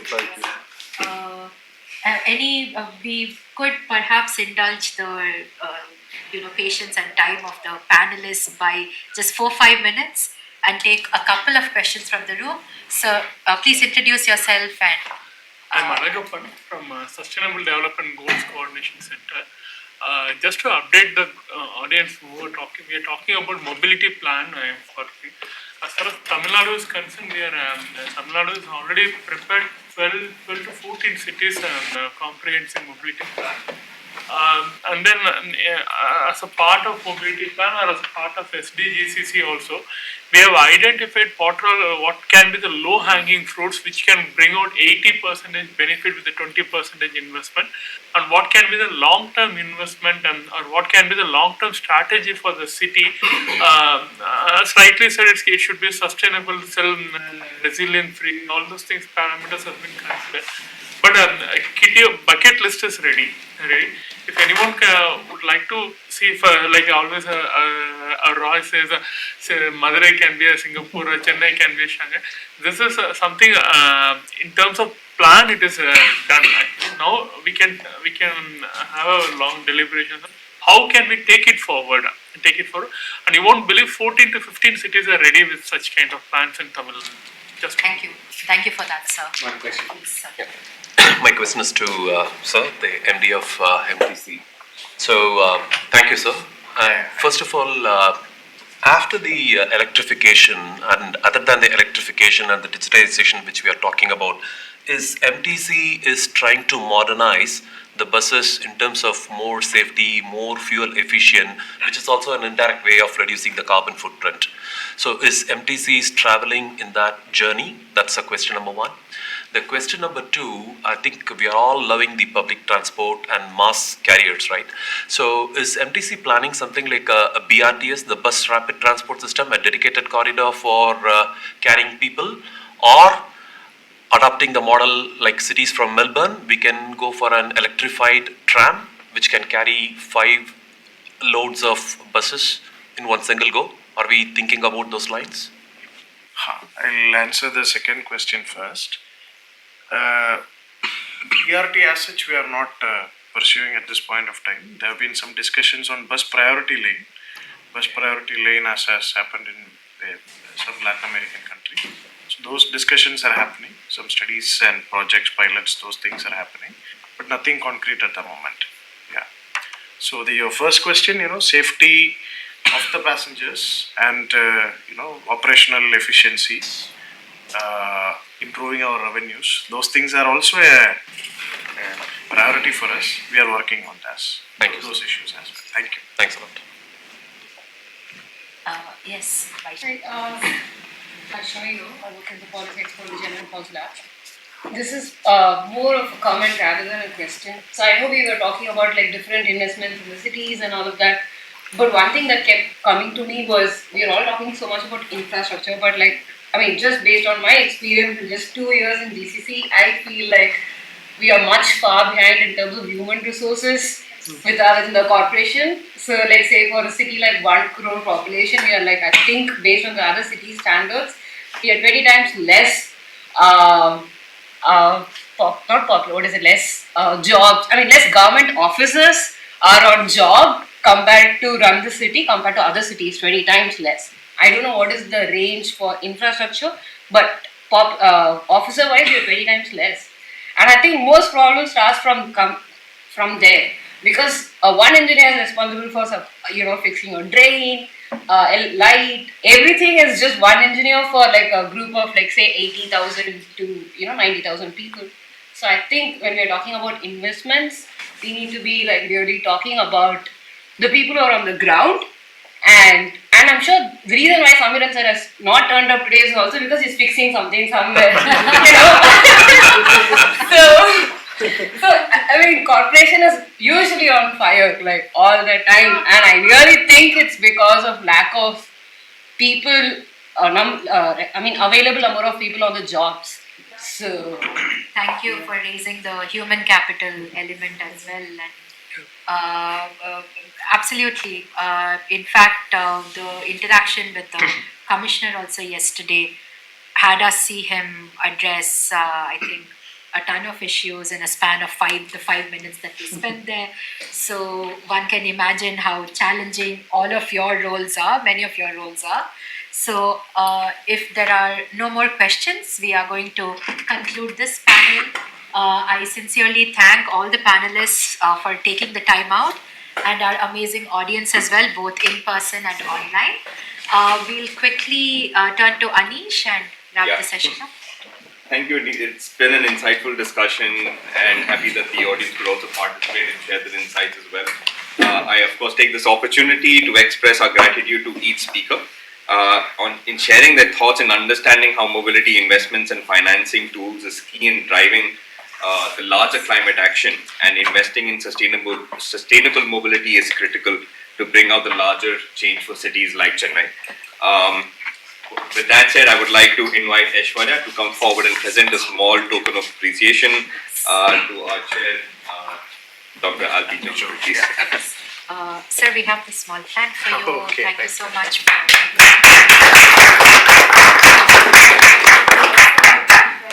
Panelists to take back the flower, the plant, sorry. But could we request you to come here to also we unveiled these two reports earlier in the day, sir. Sure. We request the panelists to hold up the report of your choice or both. And also, You come to the center. Come to the other side.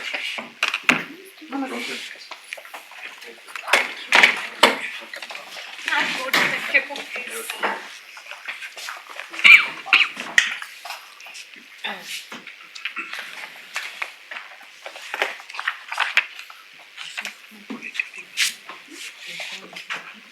Ready, sir? Sir, please look here, sir. Look here, man. Wait, sir.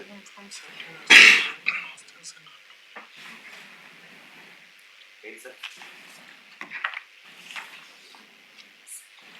sorry, Thank you. Thank you. Come around, sir, please. Just one more photograph. We are also going to hold up the two reports. Ready, sir? Look here, sir. Fine. Ready, sir.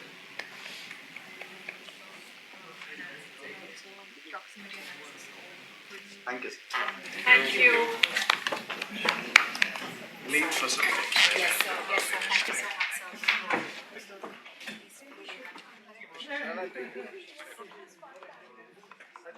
sir.